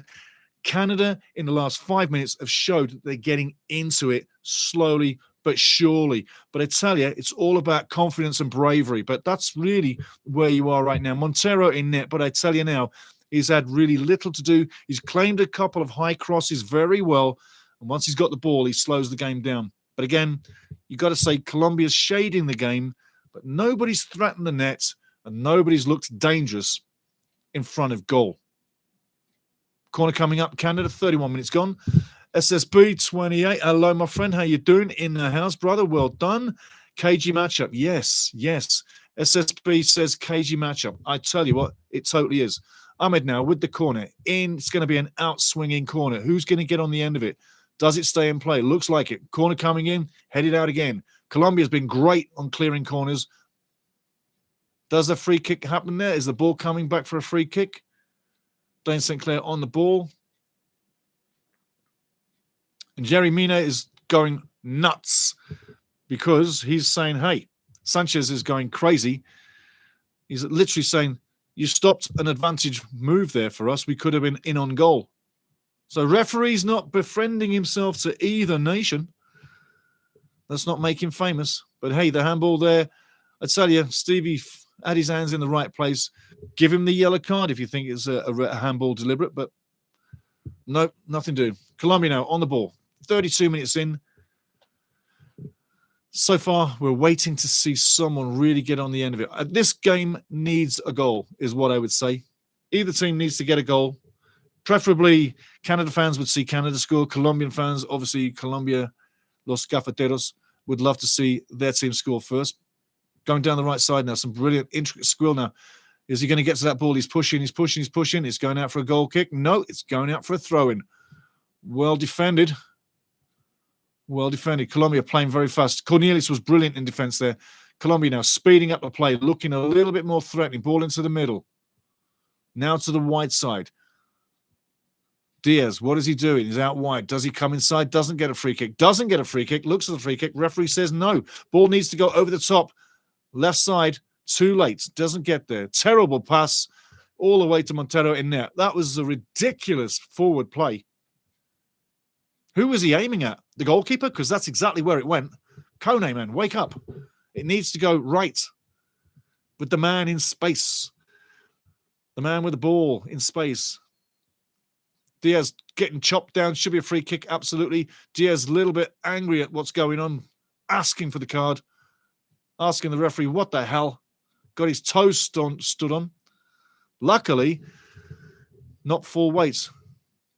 Sanchez is up, having a heart attack with the referee now.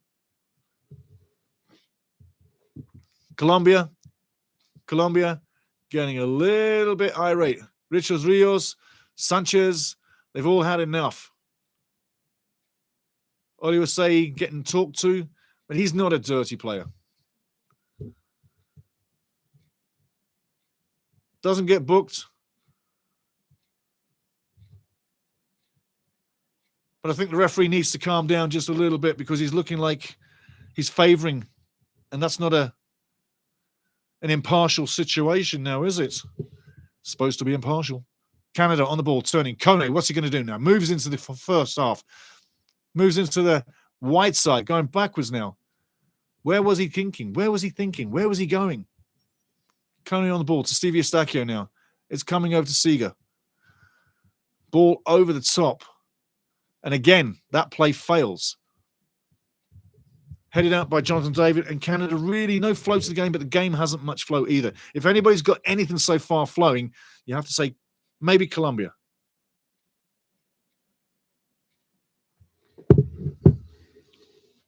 Yaramamba says Canada wastes so many set pieces. It is incredible how many they waste. It's incredible. Ahmed screaming at the ball because he can't believe the referee just called him for a foul. Rather unfortunate, but hey, it is what it is. Food's called him for a foul. Rather unfortunate, but hey, it is what it is. Voodoo Porkchop says Canada needs to be physical versus these types of teams. They have difficulty with physicality. We need to be nasty. 100%. 100%. Remember in the Gold Cup when they accused Canada of being over-physical in the Honduras match, the 6-0 victory? Do you remember that, everybody? Canada didn't play over-physical in my mind. They did play a physical game, but not over-physical. There's a physical challenge on Eustachio. Is that getting called back? You bet your ass it is. Is there a card coming out for that? I doubt it. And when you see referees let these fouls continue, and I'm not talking just against Canada, and I'm not talking fouls just against Colombia. I'm talking both teams tonight. The referee has to protect both teams. Colombian players need protection on the field by the referee. So do the Canadian team. And the referee right now, if he's not handing these out quicker, he's going to let this game get physical. And that's not the best thing can happen because this could get really physical for no reason other than the referee's not in control. See what happens. Ball out right. Canada now in possession. Ahmed, tic-tac-toes going out of play. Not the best ball.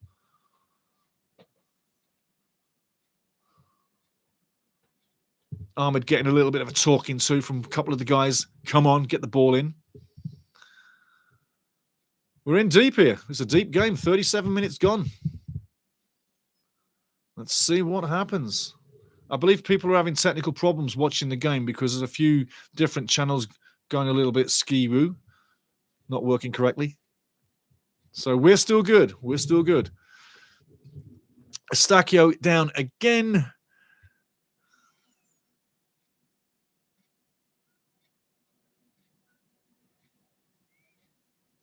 Was it a foul? Doesn't seem to be. Maybe a clash, two coming together. Both guys are up. Both guys are running. Hey, it's a physical game.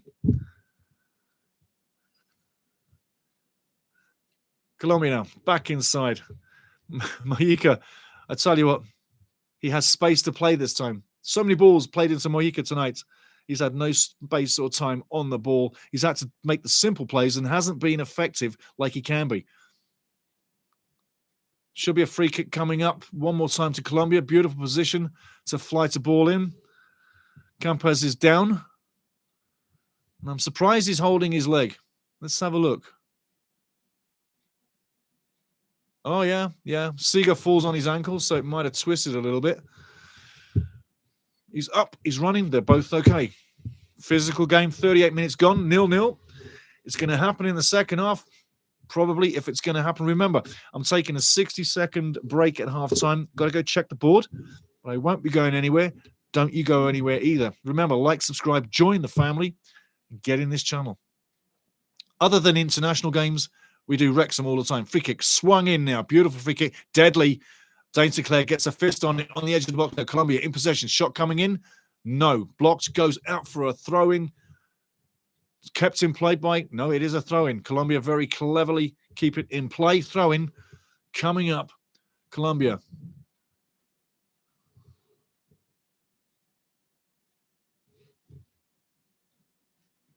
Nice play by the keeper. Rios with the throw-in. He's handed it off now. GM says, the only thing flowing is my pale ale. Such a lovely drink. A lovely drink. Pale ale. You know, I'm not a lager guy. I never was a lager guy. I can do a lager, a Heineken or something like that, but I'm not really, I'm a darker beer, but a pale ale. Oh, yeah. I do like a pale ale, I must admit. Yes, definitely, definitely. Guinness as well. Ball's live now. We got 40 minutes coming up. 0-0. Canada, Colombia from Harrison, New Jersey. Montero kicks it wide. Sanchez back to Montero.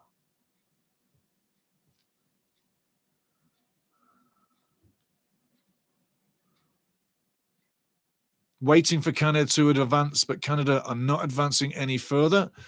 They're not going into the final third. They're not going to open up completely for the trickery, mastery of a Colombian tic-tac-toe move to get the first goal of the game. If they go, you're going to see Canada press all in one go, like that. But if they don't go together, they won't press as a unit. They won't press at all. Campas now with a quick throw. Gives it up. Mojica now. Surveying the field. Who's he going to? Who's he going to? Who's he going to? It seems a little bit disjointed right now. He's looking for someone. The referee's taking his time. Lovely play. One more time. Colombia in possession.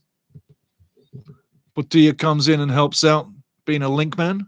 Doing a great job. He's open up again right now. Under pressure. Ball goes out one more time. And a throw in. Things are very disjointed at the moment. There's no real flow, like you know. But it only takes a second for a goal, and the complexion of this match will change completely. But again, coming up to halftime, both sets of fans will be quite happy. Both teams are still in the match. That pleases both sets of fans. Canada now looking for the press, win the ball. Tejon Buchanan has the ball played behind him. He needed it playing 10 yards in front of him and can't do anything with the ball. No surprise. Great effort by Tejon, but no coconut at the end of the day. Colombia now moving into Canadian territory. Ball going wide. Chippy Ricky looking to usher it out of play. Dangerous game you play there. Dangerous game. Well played. Dangerous game to usher that out. Sitting on a yellow as a badass in the first half. It only needs a little stray elbow for someone to lean into and you're gone. Is Jesse Marsh going to take Chippy Ricky off or does he leave him in? It's going to be interesting. It's definitely something to debate. Definitely something to debate. Yeah, JD. Yarabamba says, is JD playing? Absolutely. Is he? Because like I said, against these big teams, Jonathan David seems to disappear a little bit. So let's see where he is in the next 45 minutes, yeah? If you've got a striker out there, he's got to be doing something. For Girelis now, tic-tac-toe on the other edge of the box. Tejon comes up brilliantly with the ball. Jonathan David now with the ball into territory, going past one, going past two, takes a dive. Referee gives the free kick. No real foul. Just coming together. Two hands in the back, one from each player. You can call that how you like. Free kick coming up. If you're going to score, this would be a wonderful time to score. And let's hope that they don't pass off or do some trickery. Let's just be direct with the ball. It needs to be direct. Estacio hands off to Ahmed. And this is going in the box. Let's see where it goes. Let's see where it goes. But Yaramamba, is JD playing? Yes, he's not really figuring in the match, but he is playing. But is he impacting? That's the question. Ahmed now. Put it on the 6-yard box, left of the penalty spot, in that zone. That's where it needs to go. That's where it needs to go. Get on the end of that, guys. Ahmed gets it back. Taps to middle. Estacchio now. Canada still in possession. It's live. It's live. Kona now. Where's he going? Onto the back line. Chippy Ricky now. Back to Kone. Kone spins. Moves forward. Spins again. Goes sideways. Over to the right side to Buchanan. Buchanan brings down. It's Ahmed. Interception coming up. No interception. Foul 1, foul 2. Take your choice, referee. Another yellow card coming out for Derek Cornelius.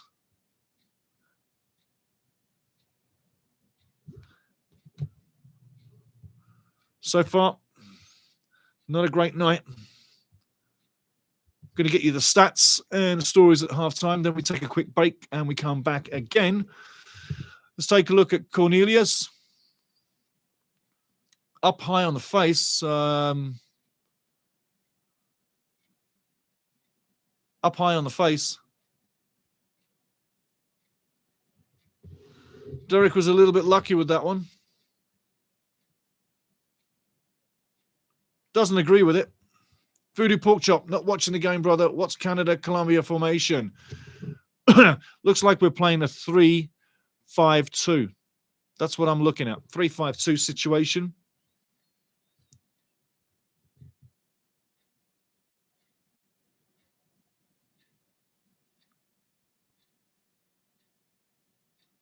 When not in the ball, we've got one guy up top. So when we're in defense, we'll slide into like a 4-5-1 with the ball 3-5-2. Now that I know you're not watching it, I'll give you some more information through the game. Throwing coming up now. Mojica on the left side, just inside Canada's half. Has the ball back. Tic-tac-toe. Canada storm, press, win the ball. Tejon Buchanan wins it, but a moment of bad control, loses the ball. Canada now punching for the ball, get it back. Jonathan David has the ball, goes past one, gets fouled again. Another free kick. Where's the yellow card against? Where's the yellow card? There's been a string of fouls against JD. Campos has fouled all night long. No yellow cards. Where's the cards? Really? Comes a time. But we're used to this. 0-0. It's the board that matters, not the cards that you concede, but the goals you score, and hopefully not the goals you concede. The referee's impact in the game, but let's face it, let the teams decide it tonight, either Colombia or Canada. Like I say, I'm loving this moment, watching Canada play Colombia. It's an absolute fantastic. It's a treat. Ball in now. Ahmed, great ball. Get on the end of it. Somebody get on the end of it. Certain cry for a handball. Referee's like not going to give it. And the referee's position on that free kick was horrendous. He couldn't have been further away from the ball.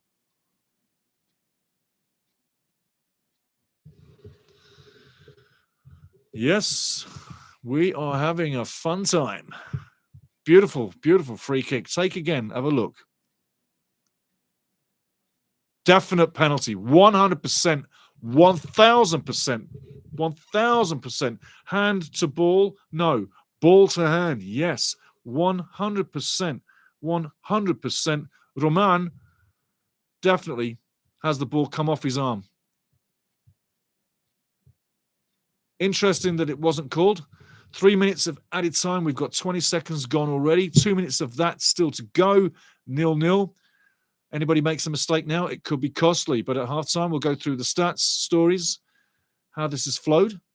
Then we'll take a short break. We'll come back for the second half. And I tell you, both teams are in this match. The way it looks, it's got the feeling that it's going to finish a 0-0 as we're looking at it right now. But it could also finish 1-0.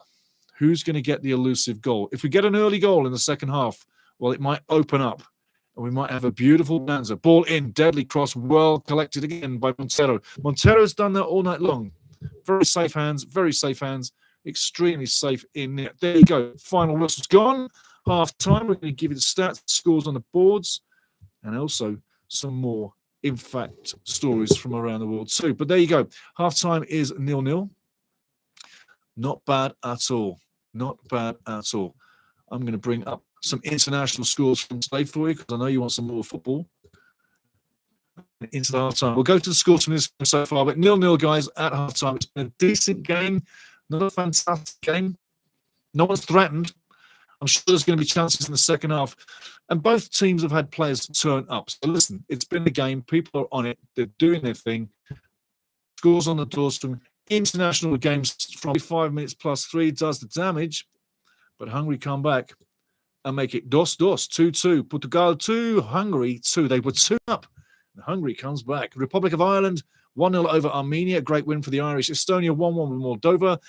Italy crushing Israel 3-0. Absolutely corker of a match. Beautiful. Retegui 45-2 and 74. And Mancini 90 plus 3. But I tell you what, Israel getting crushed by Italy. That's their World Cup's done and dusted. They're going nowhere. Italy definitely looking like it's coming to the World Cup in 2026. Don't forget, Canada, USA, and Mexico. More games coming through. Andorra 1, Serbia 3, Latvia 0, England 5. If you're interested, we'll give you the scores. Gordon on 26. Harry Kane gets a couple, 44 and 45 plus 3 penalty. Tunis on 58 for an own goal. And Eze on 86. Eze, I tell you what, he's one for the future.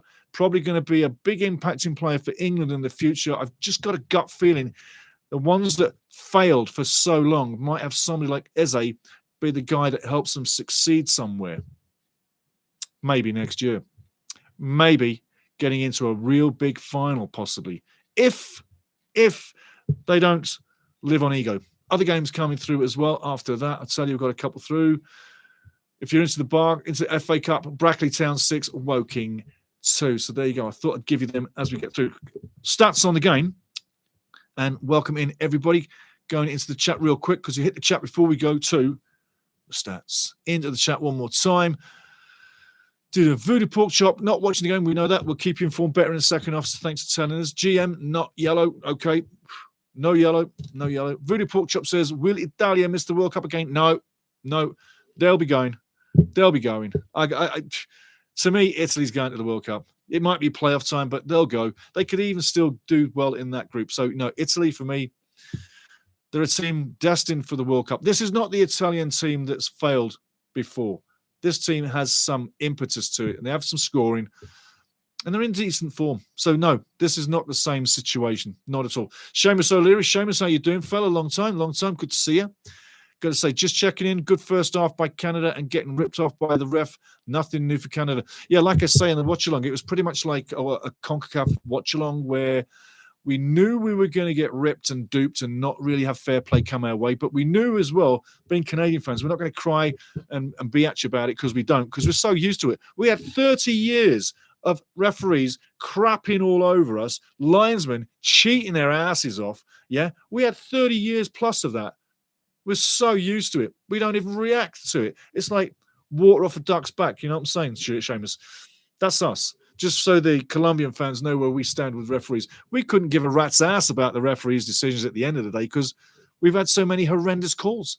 We're used to terrible refs. And Colombia, I tell you, honestly, in a good way, you've never had the shit referees that we've had all those years. I can guarantee you because I've watched Colombian games.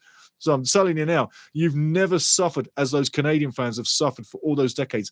And they still get referees that don't see eye to eye with the Canadian thing. Just saying. Seamus O'Leary, yes, I agree. Absolutely, mate. Absolutely. Okay, I'm going to just bring the screen back up so I don't lose my place. But I'm looking at the TV set, and you know what? I think we're in a better place here. This is real land. This is real land. Looking at the stats, and the stats will surprise you. I'm going to go literally. Boom, just let me hit that refresher. Thank you very much. Okie dokie. And by one more time, guys, the World Cups, Little World Cup, the World Cup, which is right there. That's a real size World Cup, okay? For anybody just tuning in, that's a real size World Cup trophy. I love it. It's fantastic. It really is. The lights just flickered on us. Are we going to have a power outage? I do hope not. We do live far from a big city. So you never know. That's the beauty about living on your own land. So stats coming up. But these trophies, the little World Cup trophies, we're going to make some more. And come the World Cup, I'm going to give them away. And as you see this one at the front, yeah, that one at the front, it can spin. And as it spins, it changes color. And right now, it's going back to that lovely green. Well, I'll just go this way. There you go, that lovely green. So you can have whichever one you like. There you go. But we're going to get more of those for the World Cup. And as the World Cup comes, we'll be just giving them away to people in the chat, because that's what we do. We did it a few times before. We're going to do it again. And no, we're not monetized. We are not monetized. We're never going to be monetized. YouTube have been banging on my door for a long time going, you need to start making some money. I'm like, no, I don't. No, I don't. No, I don't. At all. This is fun time. If you're having fun, you don't need the money. So just so as you say, and just so as you know, it's not monetized at all. We're never going to be that way. And I'm never going to make it that you have to subscribe to even chat with us either. You can just jump in the chat. Some people say I should be doing that, but I'm not. Anyway, into the stats. And don't forget, World Cups are coming for the World Cup. So, time, stats, shots, I can't believe this. I mean, if this is right, but I can't believe it's right. It's definitely not correct.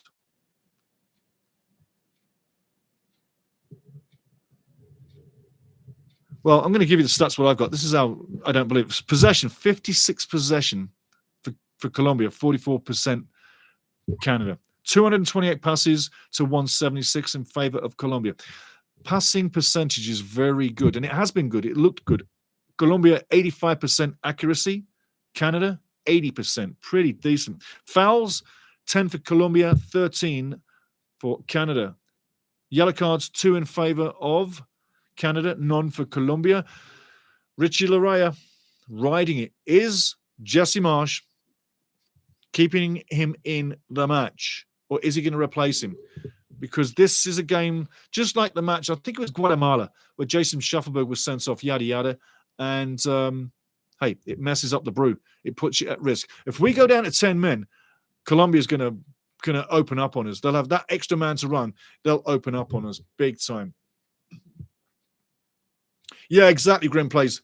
No dinero, no money. Not on my watch. Absolutely. Don't need it. Don't need it. Don't need it. It won't ever happen. And like, I'm not a politician. Politicians lie their sack off all day long. I only tell you the truth. I'm not a politician. When I say never, it's never. And when politicians say anything, you know it's a lie. So no, never means never in this book. But on with the stats, on with the stats. 1 corner in favor of 2 in favor of Canada. And got to say, Jesse Marsh, does he make changes? Does he stay with it? And got to say, Jesse Marsh, does he make changes? Does he stay with it what he has?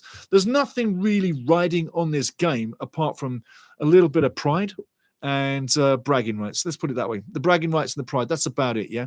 But other than that, there's nothing really riding on it. So is he in a situation where he has to change things? I think if he wants to be recognized by the fan, he better had changed things. There are things you can change here. Up front, switch out Oluwaseyi, bring in Jaden Nelson, put Nelson in Buchanan's spot, put Buchanan up the top line. I want to tinker with Buchanan up on the front line. He's got quick feet, skillful, can ding-dang, go past the player, can shoot, can cross, assist, give him a chance in a final third as an outright left to right, moving right-sided attacker. Right side from Jonathan David. Get someone up there that's going to really tick that ball to Jonathan. I know Jaden Nelson can work that wing play, either left or right, like he does at Vancouver Whitecaps. I know for a fact he can do it. In this game, it's set up. This is a football match, and Jaden Nelson would be in his element in this match. So let's see if he does tinker and change anything. On the other hand, Lorenzo may not need to tinker or change a single thing. As a road team for Colombia, this match has gone very well. The only thing they haven't done is really connected better in the final third. And you could say a few great defensive blocks have made it not happen for Colombia tonight. But eventually, there will be 1 or 2 moments when it does happen. We have to be prepared for that. But for Colombia, the mission tonight to get a result they're doing so far, so good. They'll be quite happy. maybe looking for the goals, maybe not. And as they're saying back in Colombia, in the stations, they were looking for a 2-2 before the match kicked off. And everybody in Colombia, big love to you. Hope you're watching. Hope you're having fun. Stay with it. Maybe Los Cafeteros get a goal for you. You never know. You never know. Guys, I'm going to take a quick 60-second break. And then when I come back, we'll be getting ready for the second half. Voodoo Porkchop says, politicians and lawyers. Yes. Politicians and lawyers. Yes. Yes. Yes. I hope I haven't offended any of those guys tonight, because they're probably looking to get me shut down. Because they're so vindictive and nasty, those people, aren't they, hey? Yeah. Yeah. Yeah. We're having a laugh here. We are so having a laugh. Guys, 60-second break, and I will be back. But I've got to go check on the boards. Oh, lovely cup of tea. Check on the boards, and I'll be right back. Stay there. Don't go anywhere. Second half's coming right up.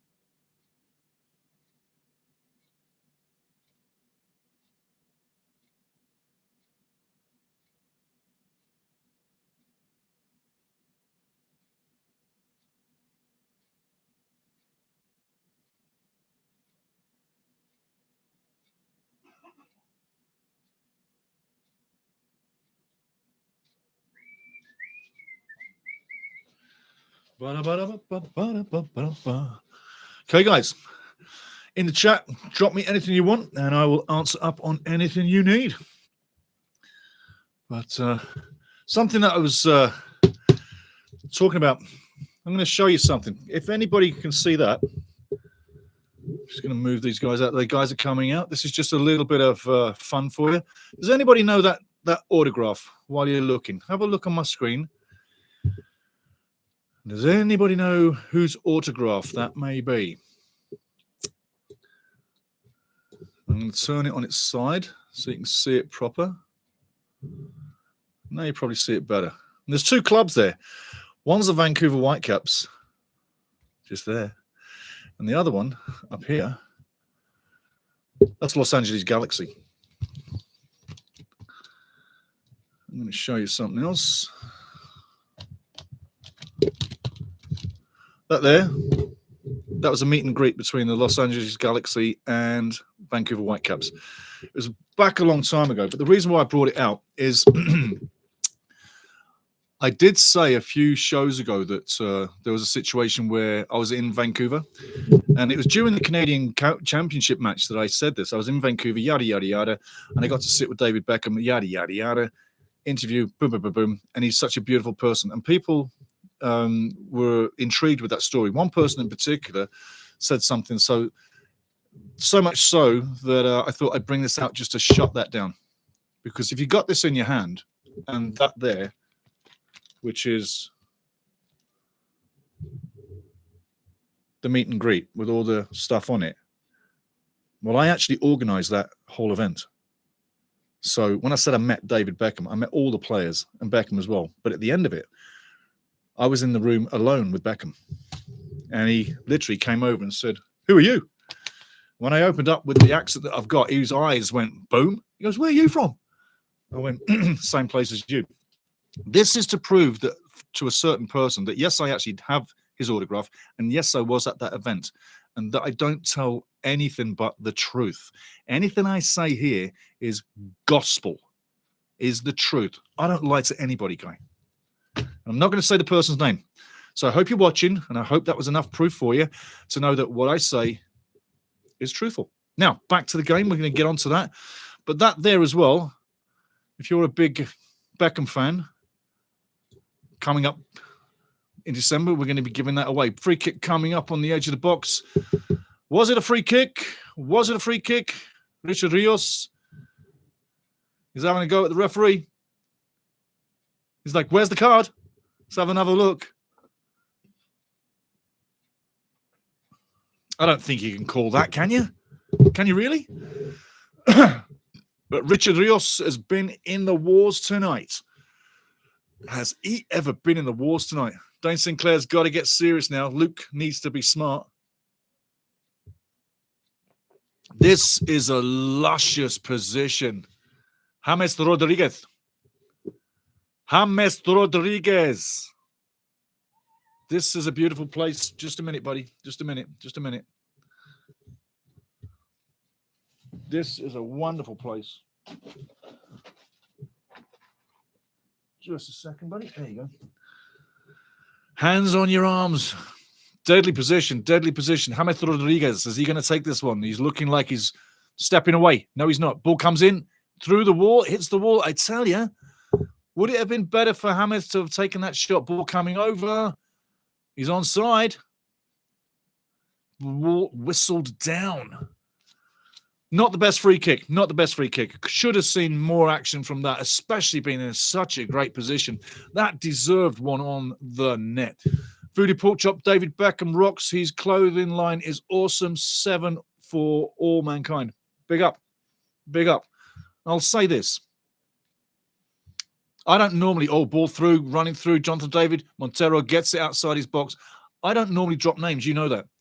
But all I will say about David Beckham is that he is a wonderfully nice human being.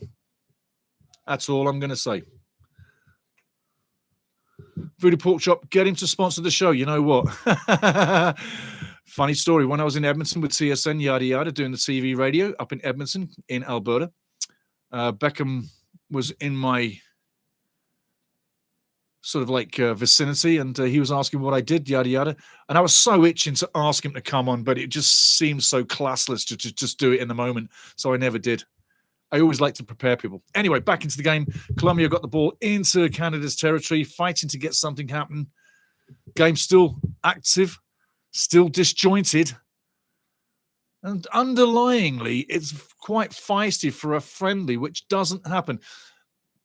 The tag of international friendly match, yeah, if you really want to know it, and most players will tell you this, even if it's just a friendly club match, there is no such thing. There is no such thing as a friendly match. It doesn't exist. No existiro. Doesn't exist. It's a match. There you go. No one wants to lose. Everybody wants to win. And people will be happy with the draw if it goes that way. 0-0, 48 minutes in. Long way to go. This party is only just beginning. A goal now would really set it alight. And going back in history, let's face it, Colombia are 2 wins to 1 loss all time. Colombia won the first go around. That was 3-0 back in 1988. Canada won the next one, which was the big one, the Gold Cup final. 2000, February 27, a day in history. Jason DeVos scores the goal. Corazin, Carlo gets a second one on 74, penalty spot. And then we're really biting our bloody nails thinking, are we going to hold on? And we did. Trophy in the hand. And then the final one was a 1-0 win again for Colombia. And that was in 2014 at this very same stadium on this very same day, October 14, both matches, the last one and this one, ironically. It's a road game for both, but it looks like a home match for Colombia in wonderful yellow shirts. Let's see what happens now. Let's get some life into the party. Life into the party. Let's have a goal. I hope you're enjoying your beers, your pale ales. Lovely pale ales. If anybody asked me if I drink on the show, and it has been asked, I have done, but it was more of a celebratory situation. That was when Wrexham got the 3rd back-to-back promotion. Colombia going down the left side. Can he get the ball in? He gets it in. Does it go anywhere? Ricky Larrea on the edge of his box. Spins, turns. Well done, Ricky. Has he got somewhere to go? Contains the ball. Ahmed now on the left side. Inside. Passes off. Jonathan David gets in the play. Starts the play. Can he finish the play? Gets back in the front line. Ball going right side. Canada now 1-on-1. Does he get the cross in? Doesn't get the cross in. Gets tackled. Loses possession. Colombia in possession. Well defended. Really well defended again. Canada win the ball back, totally battling. Should be a free kick to Canada coming up. Maybe the throw-in. Competitive match, guys. Got to say, it's getting to that now. It's getting competitive. Wait till about 65, 70. You might see it get really flary. Canada's slowing down proceedings. Long ball coming in from Tejon Buchanan. Yeah, David, if you're listening, sponsor the show. Lorenzo surveying the field, seems what he can change, but there's nothing really going wrong for Colombia but scoring the goal. Throwing comes in deep into the box. Well defended one more time. Canada keeping possession. Going back to the wide side. No, he's going to go all the way back to the keeper. And that's not exactly a warm play. Ball over the top. Onside. Still 0-0, Jeffrey, and same kind of game as we had before. Pretty much a battle of attrition. The quality, the final pass hasn't been there for either team, but you would feel that the team that's likeliest to score is probably Colombia. Canada, though, battling very well, though, coming into the second half, bit more energy, bit of a faster pace to it. But again, it's there to be had. Whichever team wants to win it can take it. But right now, you've got to admit, Colombia are shading it. Shot coming in, gets blocked again. Canada on possession, just on the right side of the box. Where are they going? Buzzing bees, buzzing around the box. Ball comes in, headed out one more time. On the edge of the box, goes wide. Canada still in possession. Ahmed inside the box. Taps off. And well defended one more time. Goes out for a goal kick.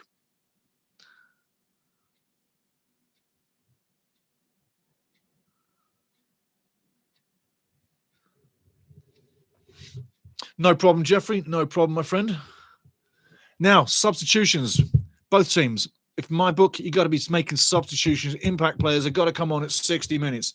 There's no point bringing someone on at 75 and say, go change the game. Give the man 5 minutes to get in the game. For 60 minutes comes on, in 5 minutes he's in the game. Yeah, he's got a lifetime left in the match to operate. Bringing people in late makes no sense, unless it's injuries, obviously, yeah? But hey, substitutions. Let's see what Lorenzo and Marsh are going to do in the second half. But they've got to do it soon. It's like playing a game of poker. If you're satisfied with what you're seeing right now, you're going to go with what you've got. If you're not satisfied, you got to change the cards. Bad play there on the back line. A little bit of pressure. Ahmed now with the ball, throws it back in play, keeps it alive, doesn't get it going. Down the line, Jonathan David gets there in the corner, doesn't really give himself much space to operate. Ball goes out, should be a throw-in.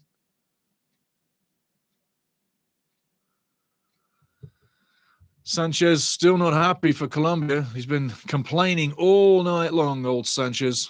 That's what happens when you get to be a bit of a veteran. Canada stealing the ball, but then play it out of play. Unfortunate.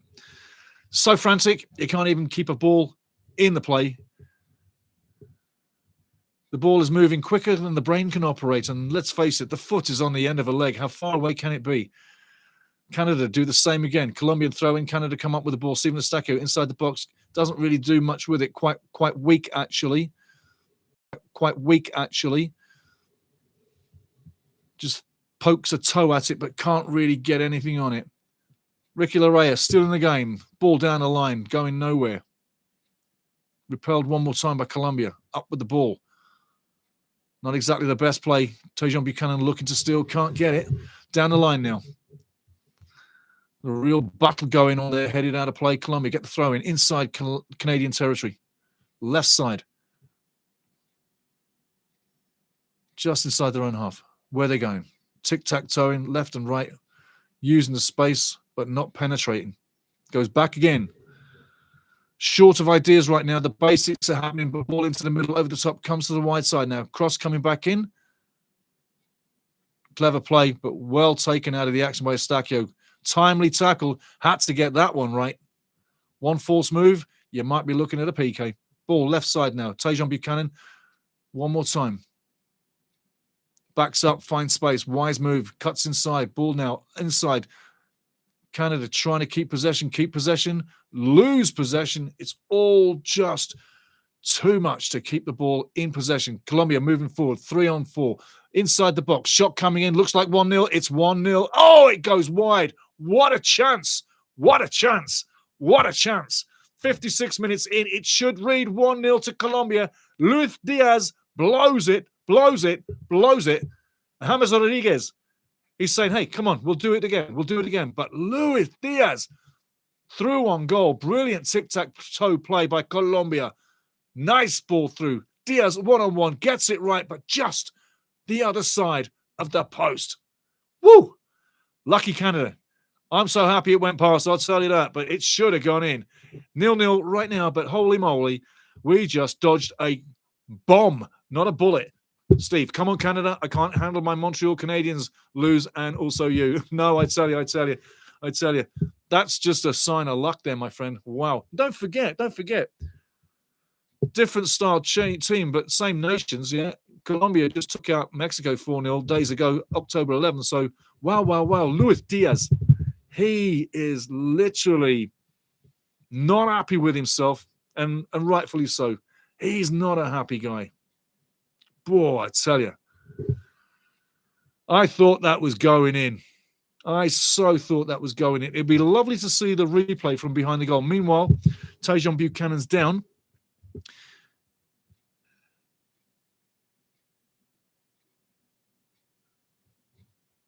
Let's see what happens when he gets up. He's probably having a good old stretch, a rehydration. Doesn't look like there's an issue there.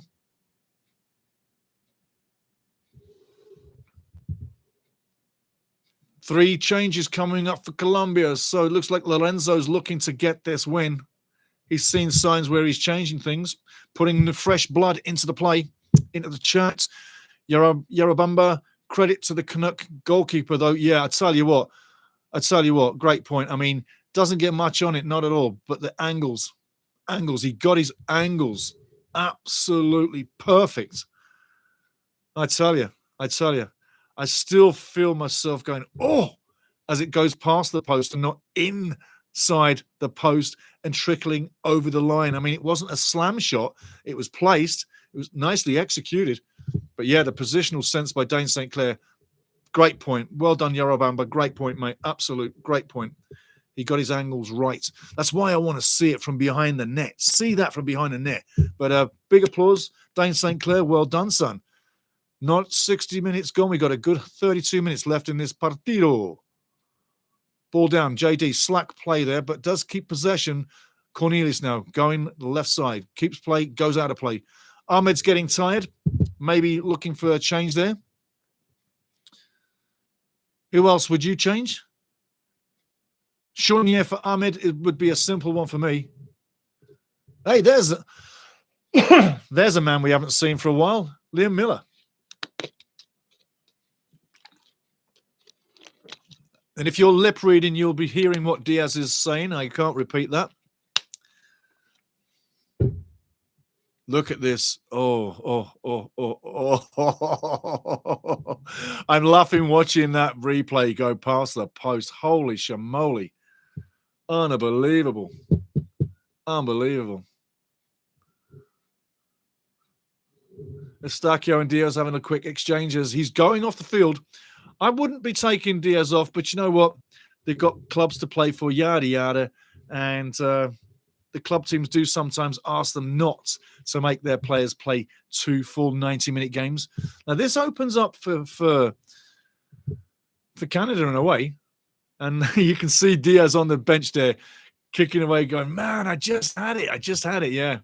Okay, let's go. Let's see what happens on this one. Liam Miller coming into the play has a point to prove. He hasn't had much airtime with this team at all in a little while, so he's really got some points to prove. Free kick coming up. Interesting. The game's changed now. We lost quite a few players in the scene that we've got a different game on. 30 minutes now. Whichever group of players connects the best is going to go places. The game's opened up. Lovely. Ball through now. Get on the end of that. Too far. Well played, Montero. Careful with the foot. Nice capture. Nice collection from Montero. Oluwaseyi, for my money, would be a guy I change out. He's been in the game 60 minutes, done nothing. Let's try something new. Jesse Marsh. Miller now coming in to threaten. Does threaten.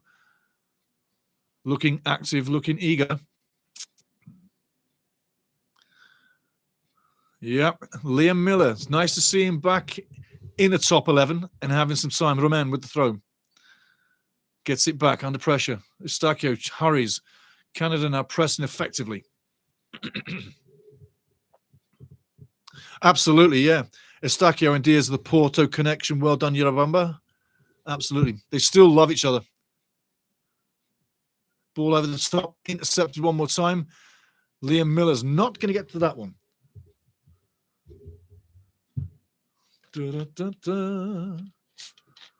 61 minutes to go. Sorry, go on.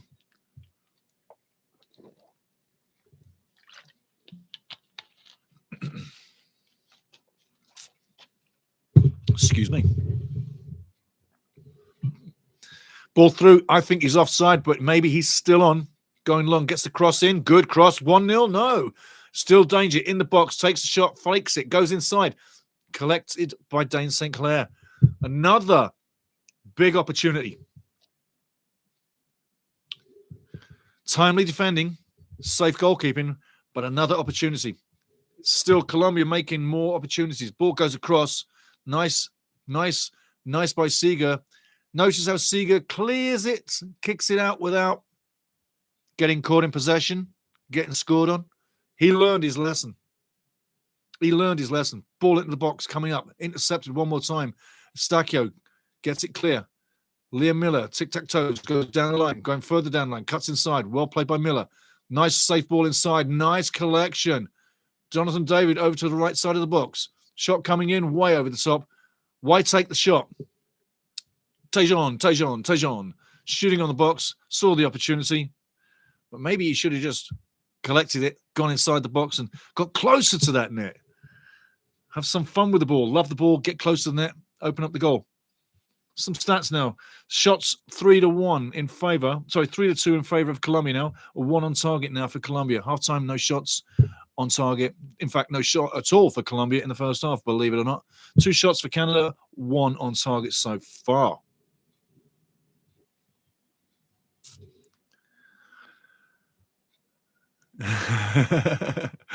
Yarabamba, I love that, mate. Yarabamba says, I like when you say 1-0 Colombia because it doesn't happen. Yeah, oh, you never know. I hear what you're saying, totally. Getting physical, getting tight. Miller's been effective since he's come on. Where Ahmed was slowing the ball down on the left side, Ahmed literally running his game last game, and people saying that he needed to come out last game earlier. He's come out at the right time. Them legs have got tired. And Miller, with a point to prove, has a little bit more energy. Ball going out. That's unforgivable. You've got to keep the ball in play there, guys. I mean, come on. The field just didn't get smaller. It's the same size it's been all night. Keep the ball between the white lines. That's the job. And if you're not laughing, you should be. I like it when you say 1-0 Colombia. It doesn't happen. Yarabamba, that's funny, man. That's funny. That's cool. 64 minutes in. Are we going to see a 0-0 or is someone going to open up the net? We've had some scares. In Canada, looking like they're going to repeat the thrust of the press. Ball through. I tell you, great interception. Boy, I tell you. Sanchez gets a foot on that. Great interception. Miller now on the left side of the box. Tricks across, and Sanchez, the man, gets it clear again for Colombia. Brilliant defending. Canada pressing high, putting the defense under pressure. But Colombia can play the ball. They won't crack. They won't panic. Coney now with the ball, trying something special. Doesn't come off.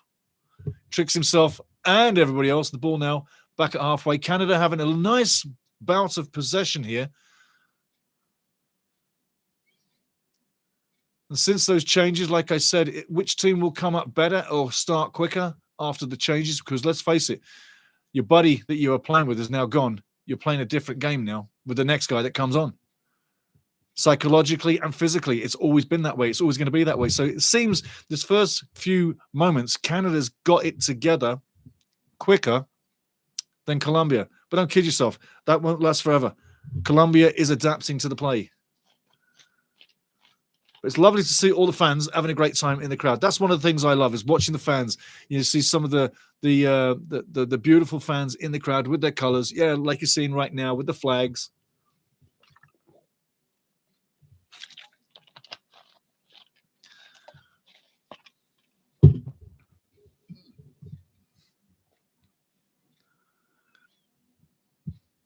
Montero on his own goal line with the ball. Calm as you might think. Totally calm. Who remembers René Higuita? Who remembers René Higuita? Anybody out there? I ask any Colombianos. René Higuita. Anybody out there? Do you know that guy? I heard a little bit about this maybe goalkeeper guy, René Higuita. Anybody know? Can you help me out? Scorpion King. Now that was a man that would entertain the game. Oh yeah. Oh yeah. Oh yeah. Colombia now on their own back goal line. Moving it forward. There's no space to play the ball. Everything is really slowed down. Captain play. Did he keep it in play? No, he didn't. No, he didn't. Here's Cabby. Cabby's back for the play. See, Cabby didn't say it was going to be a good day. Hey, come on. Thank you very much. I can't talk through your bum. I've got to talk through the mic. Yes, my little Kibby. Do we want to give you a treat? Okay, hold on. Hold on there, my friend. Hold on. There you go. Cabby. Gato. El gato. Cabby. Yo soy Stevie. Cabby. Cabby. My little cat. El gato. Cabby. So, and that was for my Colombiana brothers and sisters, amigos. Lorenzo on the sideline, still pondering what he can change. So far, so good. He's got it right all the way. Very studied man. And yeah, big on the international scene and club scene. Ball inside now. Coney with the ball back to the wing.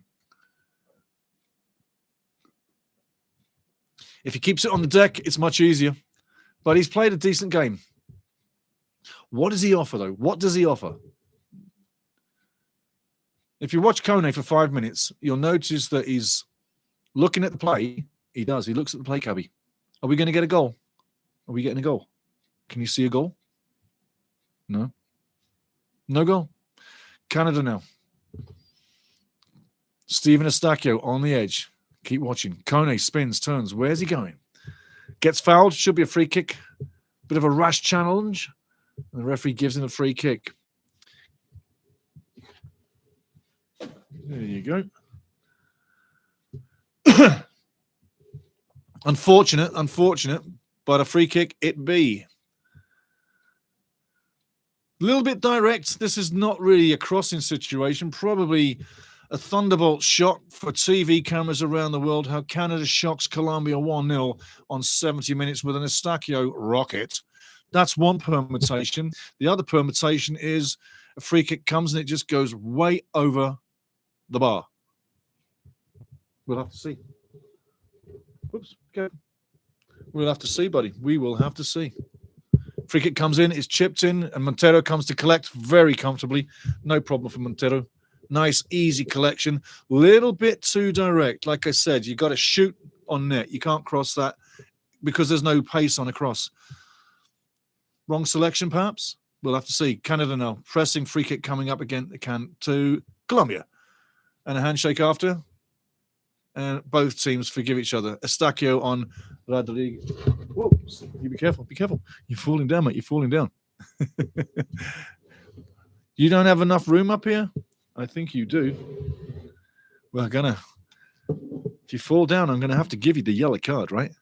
Okay. Stave, promised David coming on. Oliver says races run. Should have been 10 minutes ago, 60 minutes. He's got 20 minutes. 60 minutes ago, he has half an hour. But yeah, that should have happened. Minutes ago, he has half an hour. But yeah, that should have happened. Shuffleberg's another good choice. And Tajon Buchanan is in the place. Let's see what Jacob can do. What are you thinking, Jack? What are you thinking, Cab?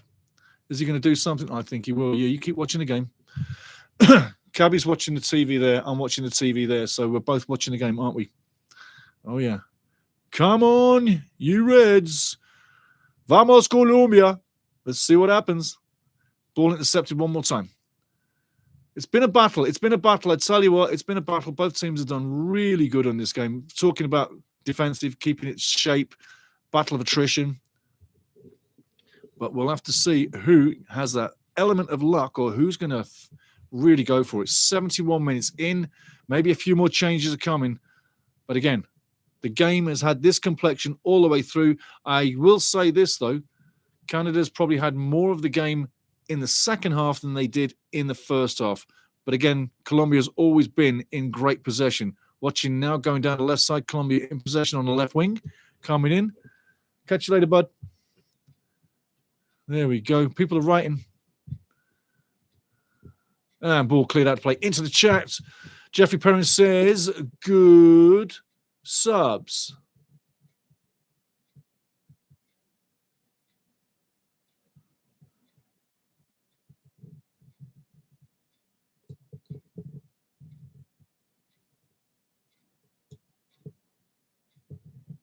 Just changing screens here, guys. I'm watching Seeger at the moment. Excuse me. Colombia playing against Canada in Toronto is host.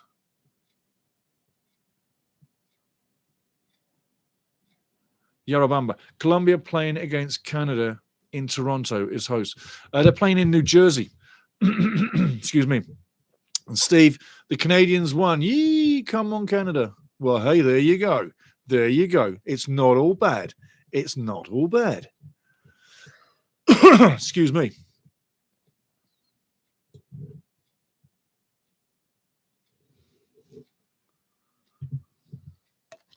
Yes. Yes, Voodoo Pork Chop hair. Cabby, he's a big, big boy. Colombia now 4-on-2. A lucky flick. Still in possession. Coming on the right side now into midfield. On the right edge of the box. 1-on-1 now. Chippy Ricky tracks his man. Cross comes in though. On the edge of the box. Shot comes in. It's not going to make it. There you go. The bounce of the ball. He just didn't have enough time. 81 Canuck. 81. Boom. Jonathan David hasn't been good tonight. Again. Hey, great point. Again, against a big team, he hasn't really shown up. And it beggars the... It's just, is it his game? Is it the tactical runs he makes? Or is it the partners that he has? If you give him a ball to run onto or a cross to slide into, that's his game. But we haven't seen any of that to make his game bigger. So I think on one side, he hasn't had the service, but at the same game bigger. So I think on one side, he hasn't had the service, but at the same time, he hasn't really done himself any favors in the game by being a big player. He's looked like an average player in this game. And for that to be your big player, well, Luis Diaz, yes, he misses the net, but he looked like a big player all night in comparison. And they did say in the pregame, which of these two would stand to be the player or be the man? Luis Diaz stood up and Jonathan David didn't. So great point, Steve. Great point. Great point. 81 Canuck, 81. Great point, my man. He didn't. And he hasn't been good tonight. And it's been often. And sometimes you'd say, well, in a club team, you'd sit the guy, but can you sit him? It's pretty tough to sit a guy like that, but you can bring him out earlier. You can send a message. Let's face it. He's not a team. He's one man. And just like Alfonso Davies, when he comes back, I don't believe he should just walk back into the team. I think he should earn some time before he works back into the team and play a slot. Ball up top now. Headed into the middle. Colombia clearing the ball. Beautiful play. It's still hot around the top. Ball going in. Jonathan David, the man. There you go. We talk bad about him, and he puts it in. And is it a goal? He's offside. He's offside. How can he be offside? How can he be offside? Let's see the lines. That was waved away so quickly. David has spent too much time outside or in deep in the middle third. Right. And where he just got that disallowed goal per se, yada, yada, that's where he should be. You've seen him too deep, like you just said. GM on the money. Fantastic. So if he stays where he's supposed to be, he gets more opportunities like he just had. And being out of position like he's been all night, he doesn't get those positions. So that's why he's getting critique right now. And yeah, he makes us all look funny. Let's have a look. Let's have a look. Let's have a look. Is he offside? Headed in. Ball comes back. Just wait for it. Jonathan's making his run. How is he offside? What I tell you. Strange decision. Strange decision. But yeah, nope, no goal. But again, second half, Canada's come into this game pretty well. Colombia's still a threatening team, but Colombia hasn't seized the moment where they've had those real opportunities. You can call them half chances, what Colombia's had. But was it a foul that sort of disallowed that goal? It quite possibly could have been. But Colombia hasn't seized their opportunities as you might think they would. Canada going short. Shuffleberg down the line. Crosses in. Nice cross. Teasing to the far side. Doesn't go anywhere. Colombia can repel it. And repel it they will. Foul coming up. And a card coming out as you'd expect. Another yellow card.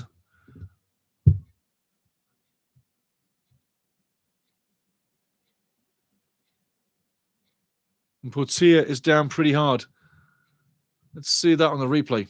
Let's see that on the replay. Seems pretty brutal there by Seager. Let's hope Portilla's not down too hard. Let's have another look. What happens? Oh, I tell you what. That was that seemed to be under the chin there. That was a little bit naughty there. Again, if that was in a VAR situation, that's another situation where you could say, wow, possible red line, red card possibly. Yerobamba, JD can appear any moment. Well, he just did, but it just didn't work. 81, Canuck 81.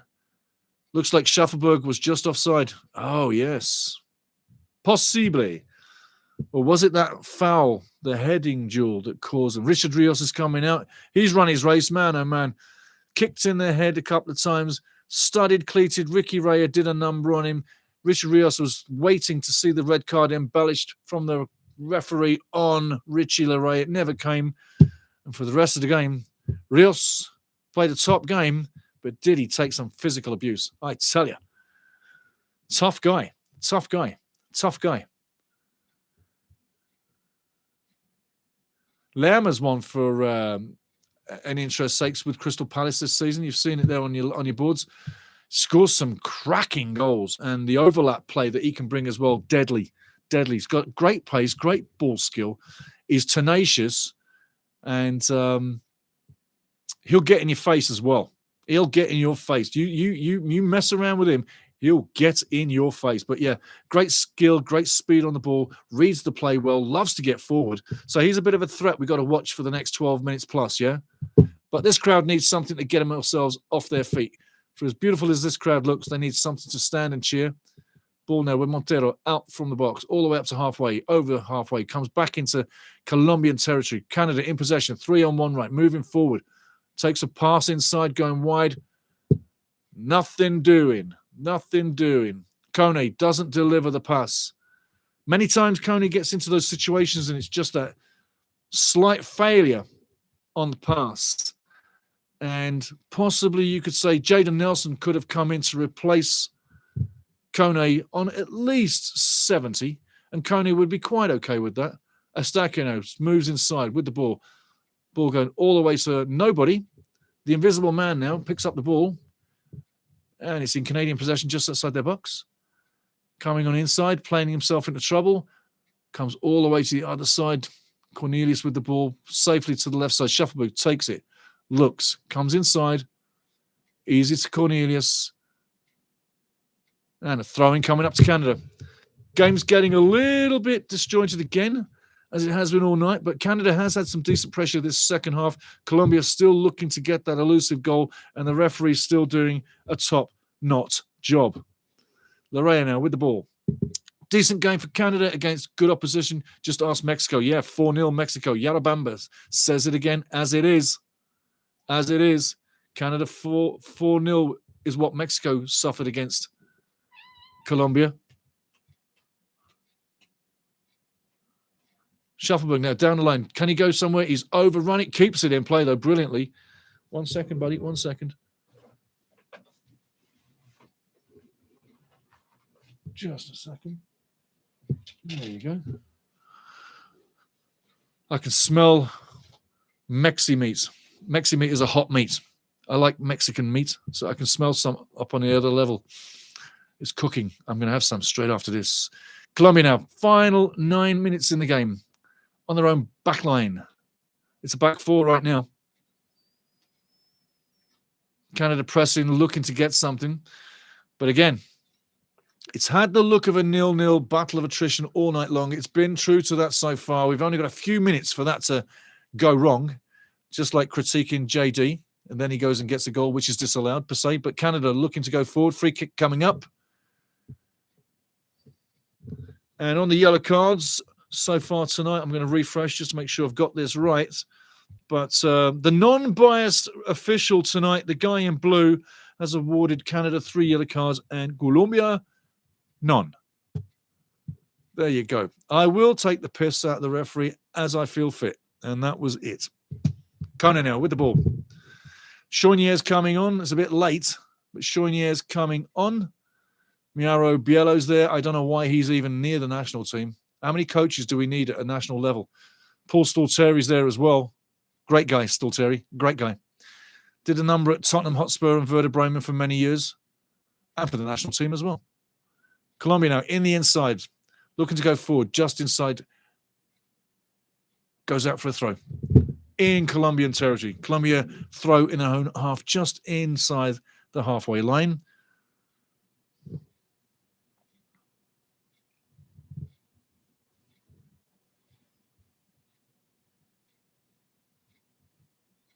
Jacob Shufflebook tags on but doesn't catch the man. Fighting, fighting, fighting. Gets in front of him. Stops the play. Ball over the top. Well played. Does he get there? Ricky Larrea, hand on the man, trying to get the ball. Repels that forward play. Shuffleberg now up front with the ball. Spins and turns. And Promise David has a good old physical battle. Probably Shonier for Kone. Yeah, I'd say so for sure. It should have been earlier. Should have been earlier, GM, to be honest with you. Should have been earlier. Canada has definitely backed off pressing Colombia. Yes, I agree with that too. Why waste the energy at this stage of the game? Jesse Marsh loves the press, loves to expend the energy, and we paid the price for that over the last few matches. We run out of gas. You can't have these guys running for 90 minutes plus. It's just not the way to operate. It's a nice thought if you could do it, but guys run out. Bassong's coming in as well. So a few minutes for those guys to maybe change the game. Is it possible? We'll have to see.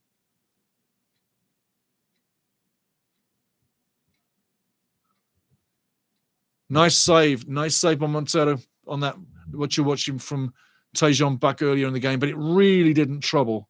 It was really kind of routine, wouldn't you say? Seeger is off for Bassong. Seeger's played a decent game, and he did clear the ball first time without piddling around when it came in the box. Bassong straight into the play with the throw-in. Let's see what Bassong goes with this one. 84 minutes gone. Bassong throws into Cornelius, boots it straight up the field, one-timer, goes out for play. Coming back into Canada's half, that will be a throw to Colombia.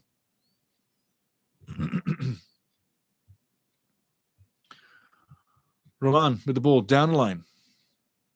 Estachio clears one more time, but to nobody but the coach's bench and to his own coach. Sanchez doesn't want that ball. Gives Roman another one. All the way back now. Lukumi on the ball. Molika down the line. Heavily under pressure now, keeping possession. Not the best play. All the way back to Montero. He comes under pressure. Does very well. Free kick coming up. A little bit of a rash challenge. Nonetheless, nothing malicious. But a free kick nonetheless coming up.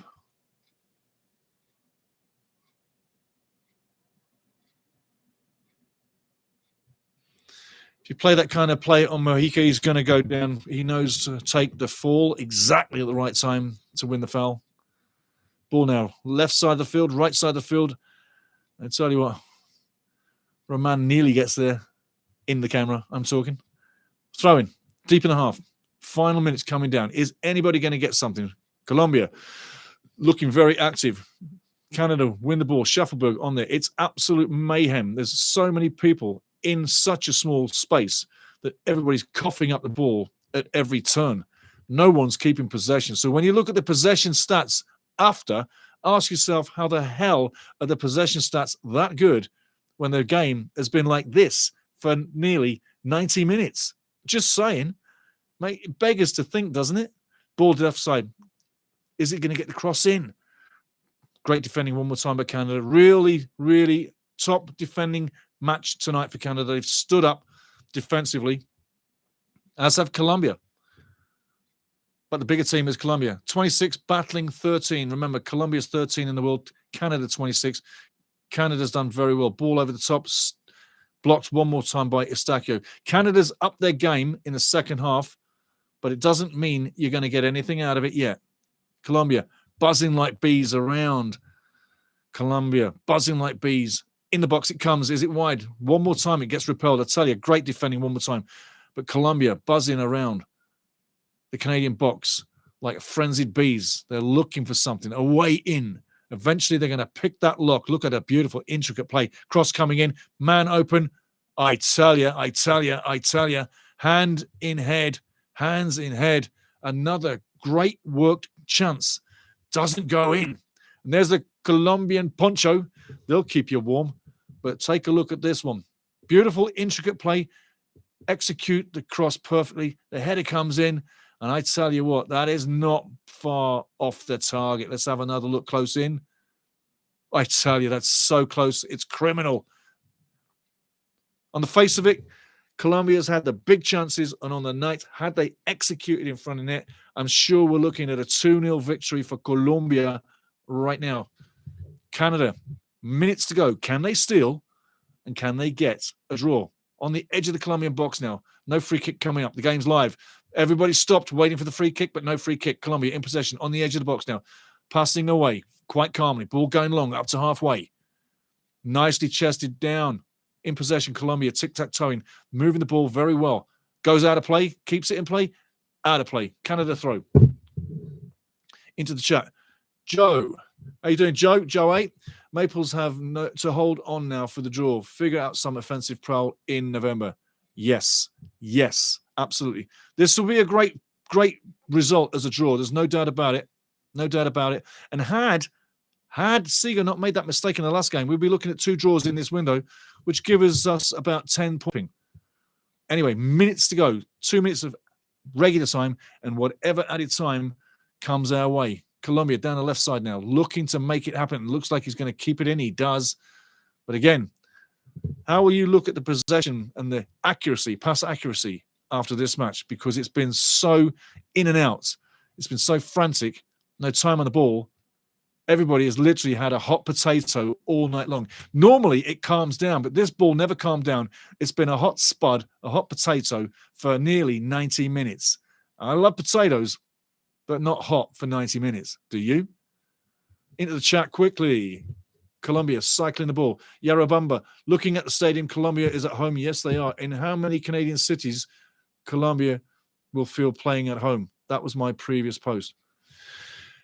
I think there's quite. I think if Colombia played in Canada, in Vancouver, in Edmonton, maybe in Montreal, in Toronto, per se, Ottawa, I think they'd get a very good turnout for Hispanic fans going to support Colombia.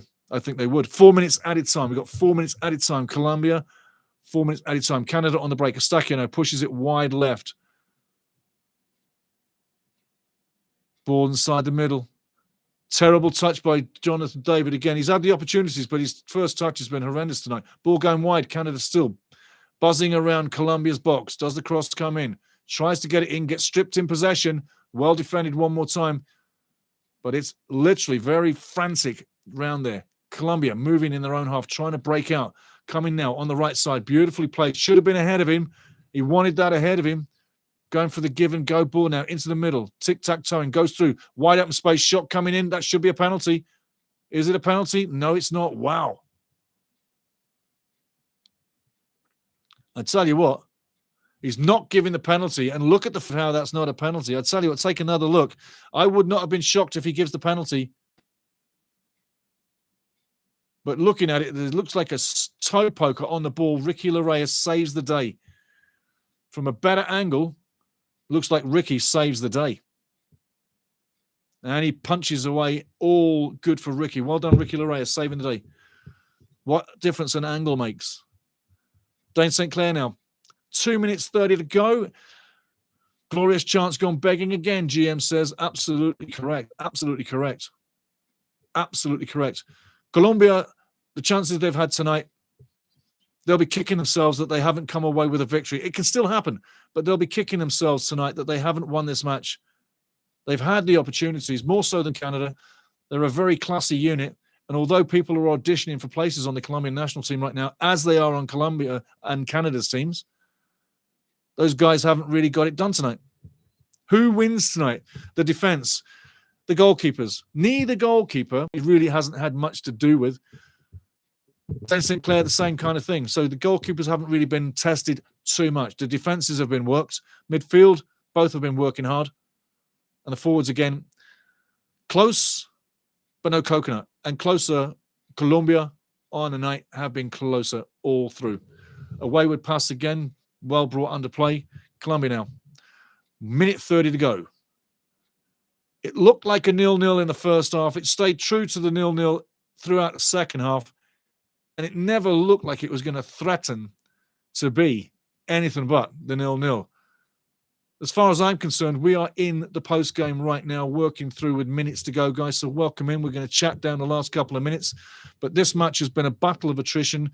Colombia may well be shading it on the possession. Ball coming in. Headed wide onto the edge of the box, goes out. Looking for the corner. Ball is still bouncing in play. And indeed, Colombia have a corner with the probable final foray of the match. Rodriguez now with the corner. Final moments, final action possibly. Ball comes in. Great corner. Who's on the end of it? Repelled again, goes wide. Colombia in possession. Wide side, left wing, goes out for the throw. Another throw-in coming up. Colombia now. Seconds to do. 4 minutes will be up in 15 seconds. Mojica with the throw-in. Takes it short. Going nowhere.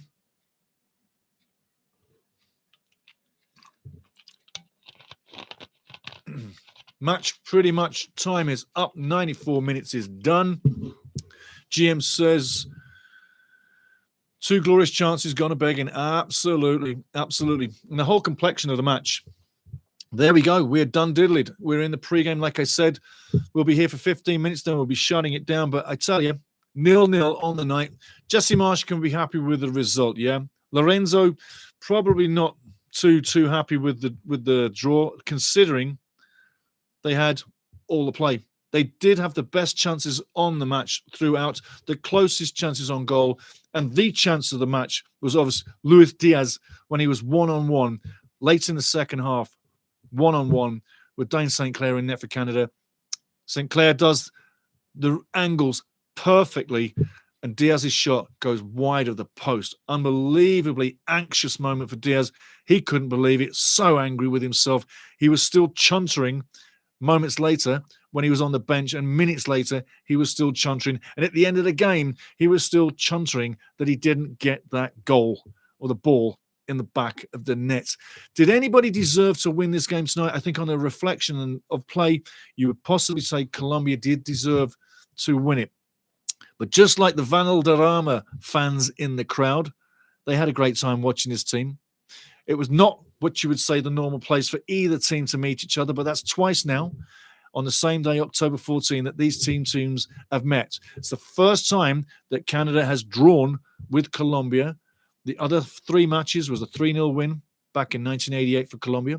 Then it was a 2-0 win in 2000 with the Gold Cup final, Canada winning a Gold Cup trophy, 2-0. Jason DeVos getting the first goal. Carlo Corazin getting the second goal via penalty for Canada's biggest day ever. The third game was 14 years ago. 11 years ago. Getting it correct. 11 years ago in the same stadium where Colombia wins 1-0, 1-0. And today, 0-0 between the two teams. Fantastic game defensively. Fantastic battle for Canada. Who gets most out of this game? Does Canada get more out of this game than Colombia, or does Colombia get more out of this than Canada? Looking for Colombia, it's another safe game. It's another easy match that they've got through. They've tested a few players. Lorenzo will be quite happy that they haven't lost. He'll probably be a little bit disappointed, not annoyed that they haven't hit the back of the net, which they should have done.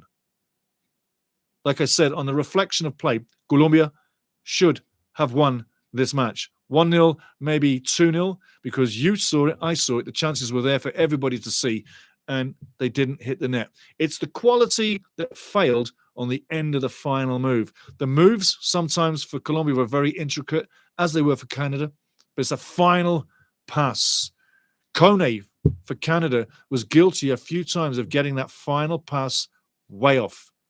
And that, later in the game, was more apparent as Canada was storming and coming into the match. And that final pass was off by Kone. He had a decent game. I'm not coming down on him. I'm just pointing out one of the interesting points that Canada needed to have changed out. 60 minutes, Kone should have gone.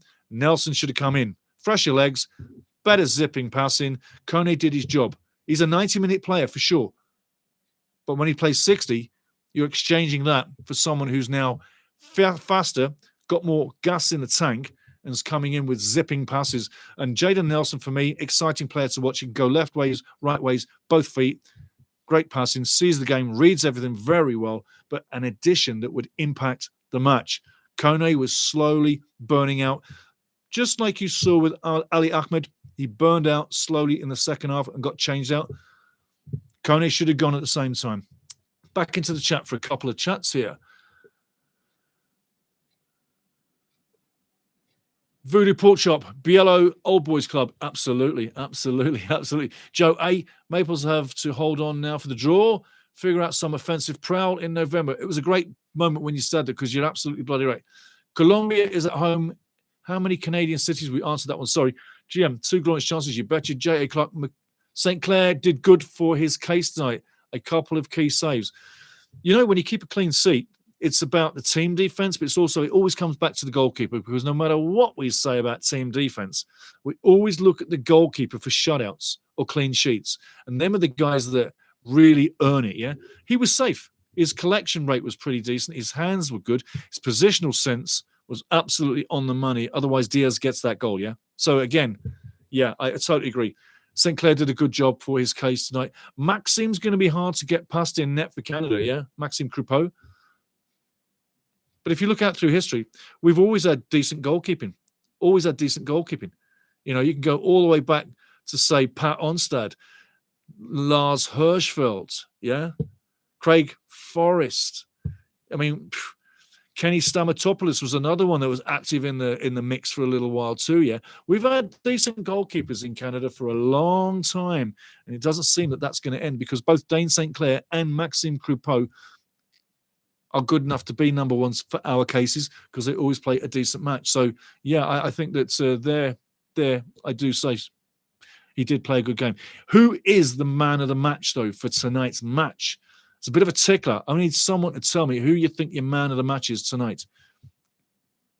Is it one of the goalkeepers? Is it somebody on the forward line? Doubtful. Midfield? Possibly not. Defender? Maybe. But man of the match tonight.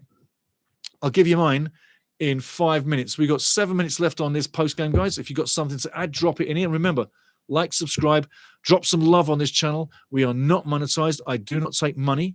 I don't need money. This is all about the family. It's all about us. You in the camera, you in the chat, me leading the charge here on the mic. There's no money necessary. Never will be. I don't charge for nothing. And them that do, power to you. That's your way. Good on you. Good on you. I don't need to. I don't want to. This is always for free. And YouTube want to charge. I don't want to. This is always for free because it's fun. You charge people, you're not having fun. You're now working for a living. I'm having fun for a living with you in the chat, you in the camera, and me talking through the mic because I love what you bring. And you do. You bring some amazing stuff. But on the match tonight, essentially, Colombia came to test and see what they have and how they're going to be moving forward. I'm quite sure Lorenzo is happy with the draw. Like I say, not ecstatic that he didn't win due to the amount of chances. I'm going to go to the stats and give you the full-time stats right now on the game. And Jesse Marsh on the other side, although not as, you would say, illuminated as he normally is, he looks quite calm. And I would advise Jesse to stay in the calm mode because it seems to help his players far better when Canada's playing calm. If he's jumping up and down on the sideline and acting very anxious and not calm, I don't think that works good for the guys on the field. You've seen in the last 2 games with Jesse being calm on the sideline, I feel the players are feeding off him as a leader being calm. You got young guys on that team, Canada.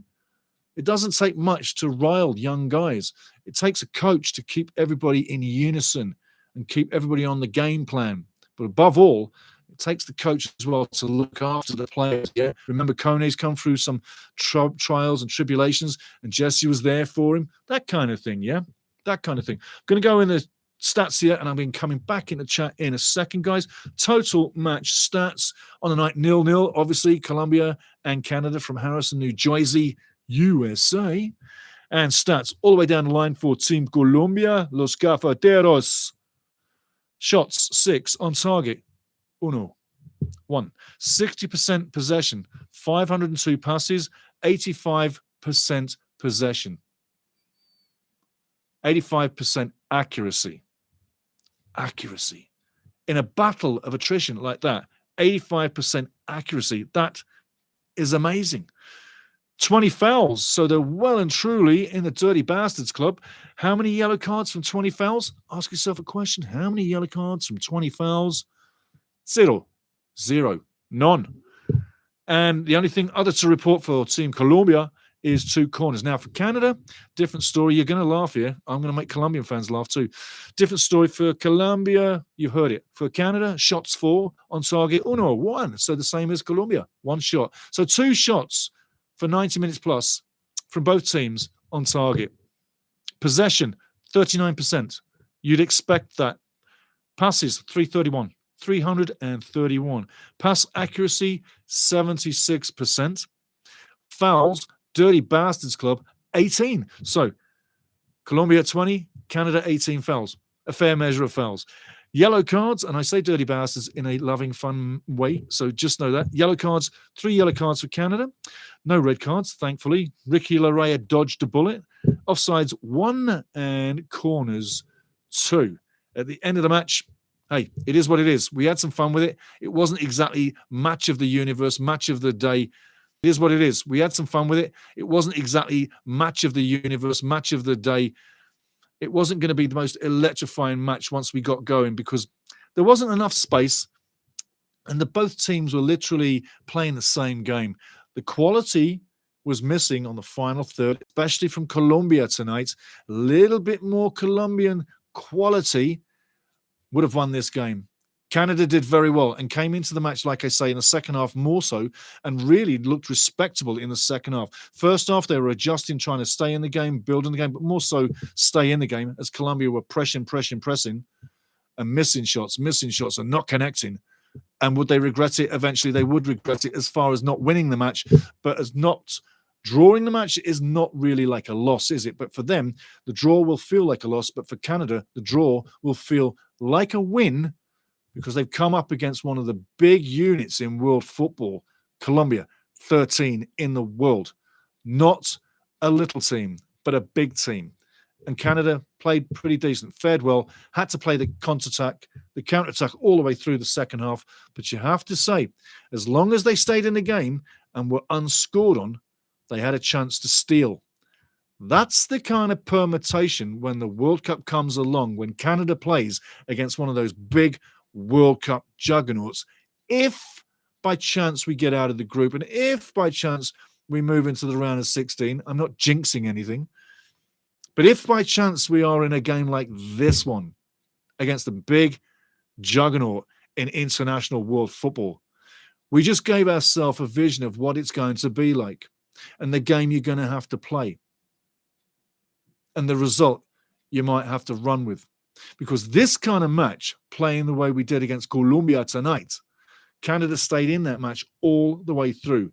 And Colombia misfired on those little moments, but big moments in the game when they were one-on-one with the keeper or when them headers were just going past the post.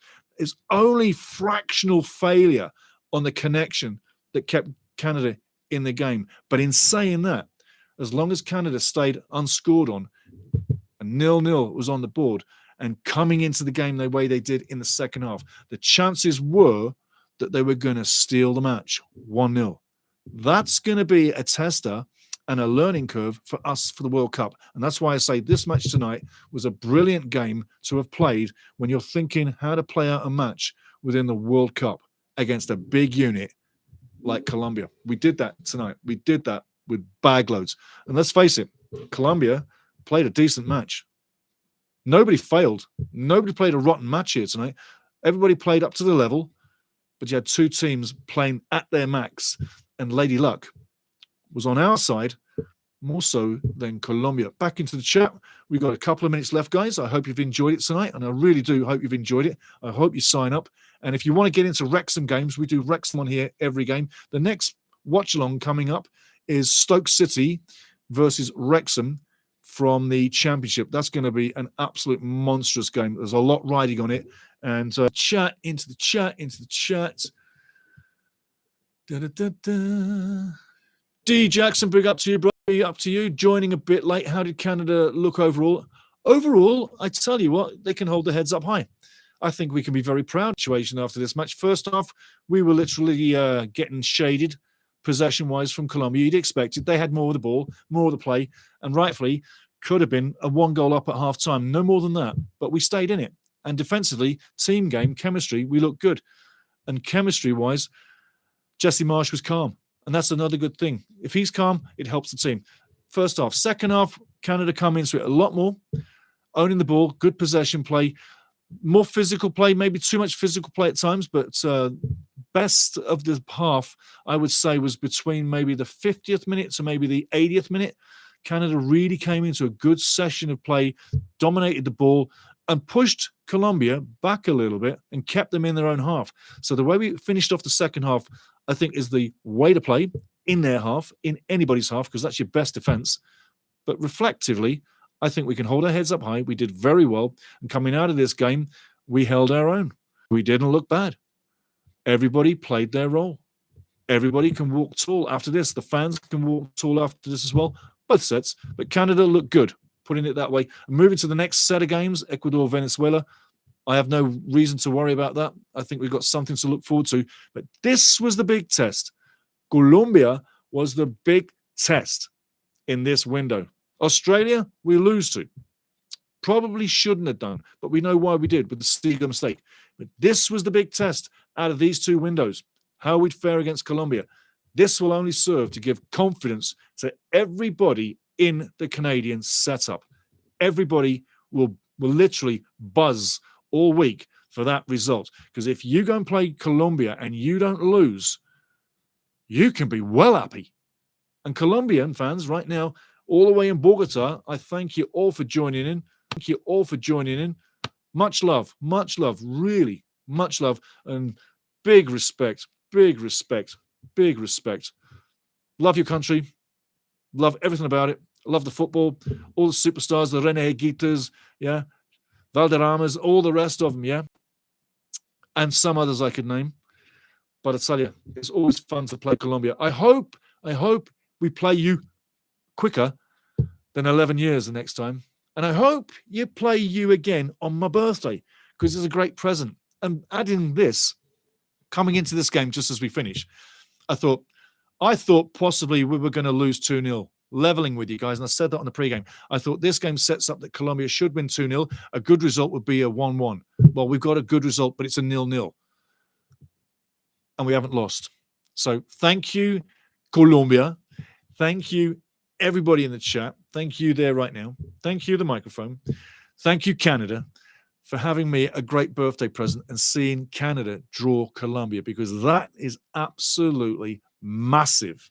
In my book, if you can get a draw on Colombia, that's massive. And I'm going to draw back to it. If this time when we are playing a big team, or when it's in a competition match, and we play a big team per se like Colombia, and we're going deep into the game, and let's just imagine, let's dream for a second. It's the round of 16 as we're shutting this down. We're in the round of 16, yeah? World Cup, Canada, USA, Mexico, and you got a big team on the line, and the game's drawing down to 90 minutes, and it's looking like this. Whistle goes. You're in extra time. Extra time goes. You could be into penalty kicks, right?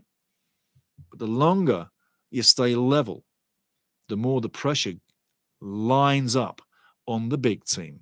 Because David and Goliath is a little bit of what we saw tonight. But at a World Cup, if we take on a big team, it will be a David and Goliath situation. And the longer David stays in the fight and tricks and fools and dodges Goliath and stays out of the battering ram and doesn't get boomed, the longer it goes, the quicker the upset can happen. We've got to be ready for that situation. So we've learned a lot here. And the younger players on Canada's team will have learned more, per se, in my book, out of this match than, per se, Colombia's team as a whole. Colombia has that level. They know who they are. But the team that got more out of this draw tonight is Canada, the underdog in this match. They didn't get scored on. They could have. They scored one, got disallowed. Looks good on the resume. But they came out heads up high, as did Colombia. But this result means more for Canada than it does for Los Cafeteros, simply because of the ranking structure. And we were under the gun for so long that how we didn't get scored on is purely down to great blocks, great defending, safe hands by the keeper, and not panicking when you got Goliath jumping all over your head. Fantastic. Into the chat. Ba-da-ba-ba. So I'm D Jackson, getting back to you, mate. D Jackson, big up, brother. I hope that explains some stuff to you there, my friend. Yarabama says, nice to see Canada having positive results against tough opposition. Absolutely. It's a huge result. Huge result. It really is huge. It is massive. Back to Yarabamba. The problem for Canada is scoring goals always, except the Gold Cup 2000 and the qualifiers for Qatar 2022. Isn't that the truth? Isn't that the truth, hey? Isn't that the truth? That Gold Cup 2000, you go back in time and look at them results, man. Aberrations is one word. Miracles is another word. Unexpected, absolutely, is another word. Biggest thrill of your life for not expecting to even get near a sniff of the Gold Cup that time? Absolutely. Absolutely. Yeah. D Jackson, cheers, my man. No worries there. Grim plays. Number one, thank you, brother. 81 Canuck 81. This reminds me of when we tied France right before Copa. I felt that was a huge boost to the team. Absolutely.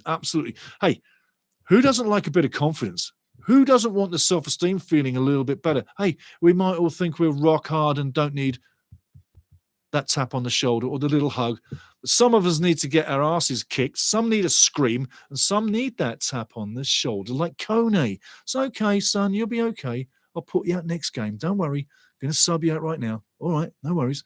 Everybody's different. Everybody's different. Into the chat. Joe A says, did Cornelius break up many attacks? Yes. Absolutely.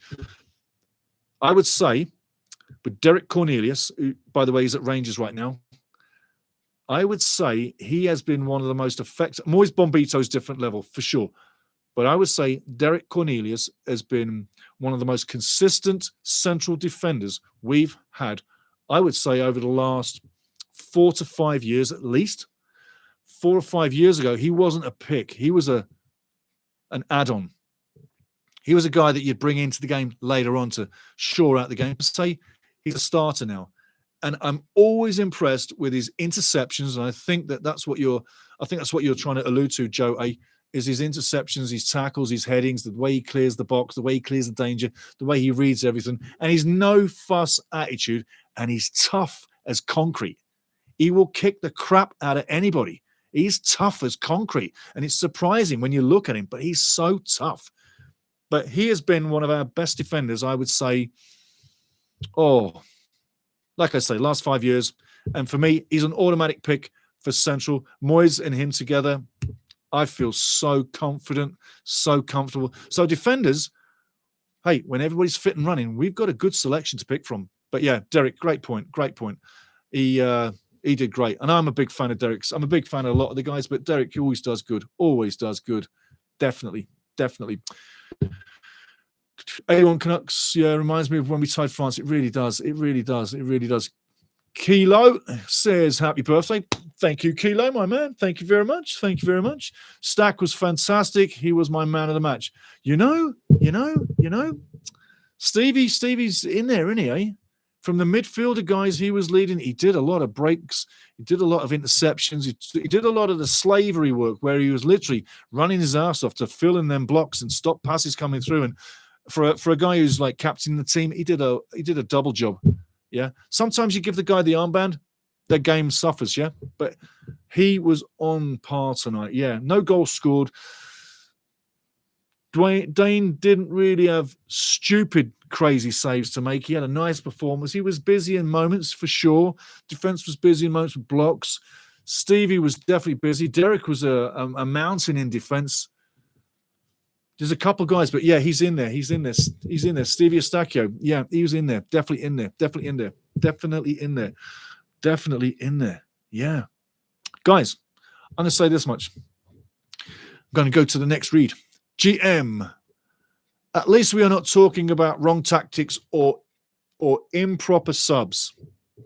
Decent result against a good side. Top draw. Top bloody draw. GM top draw, my friend. We're not talking about wrong tactics.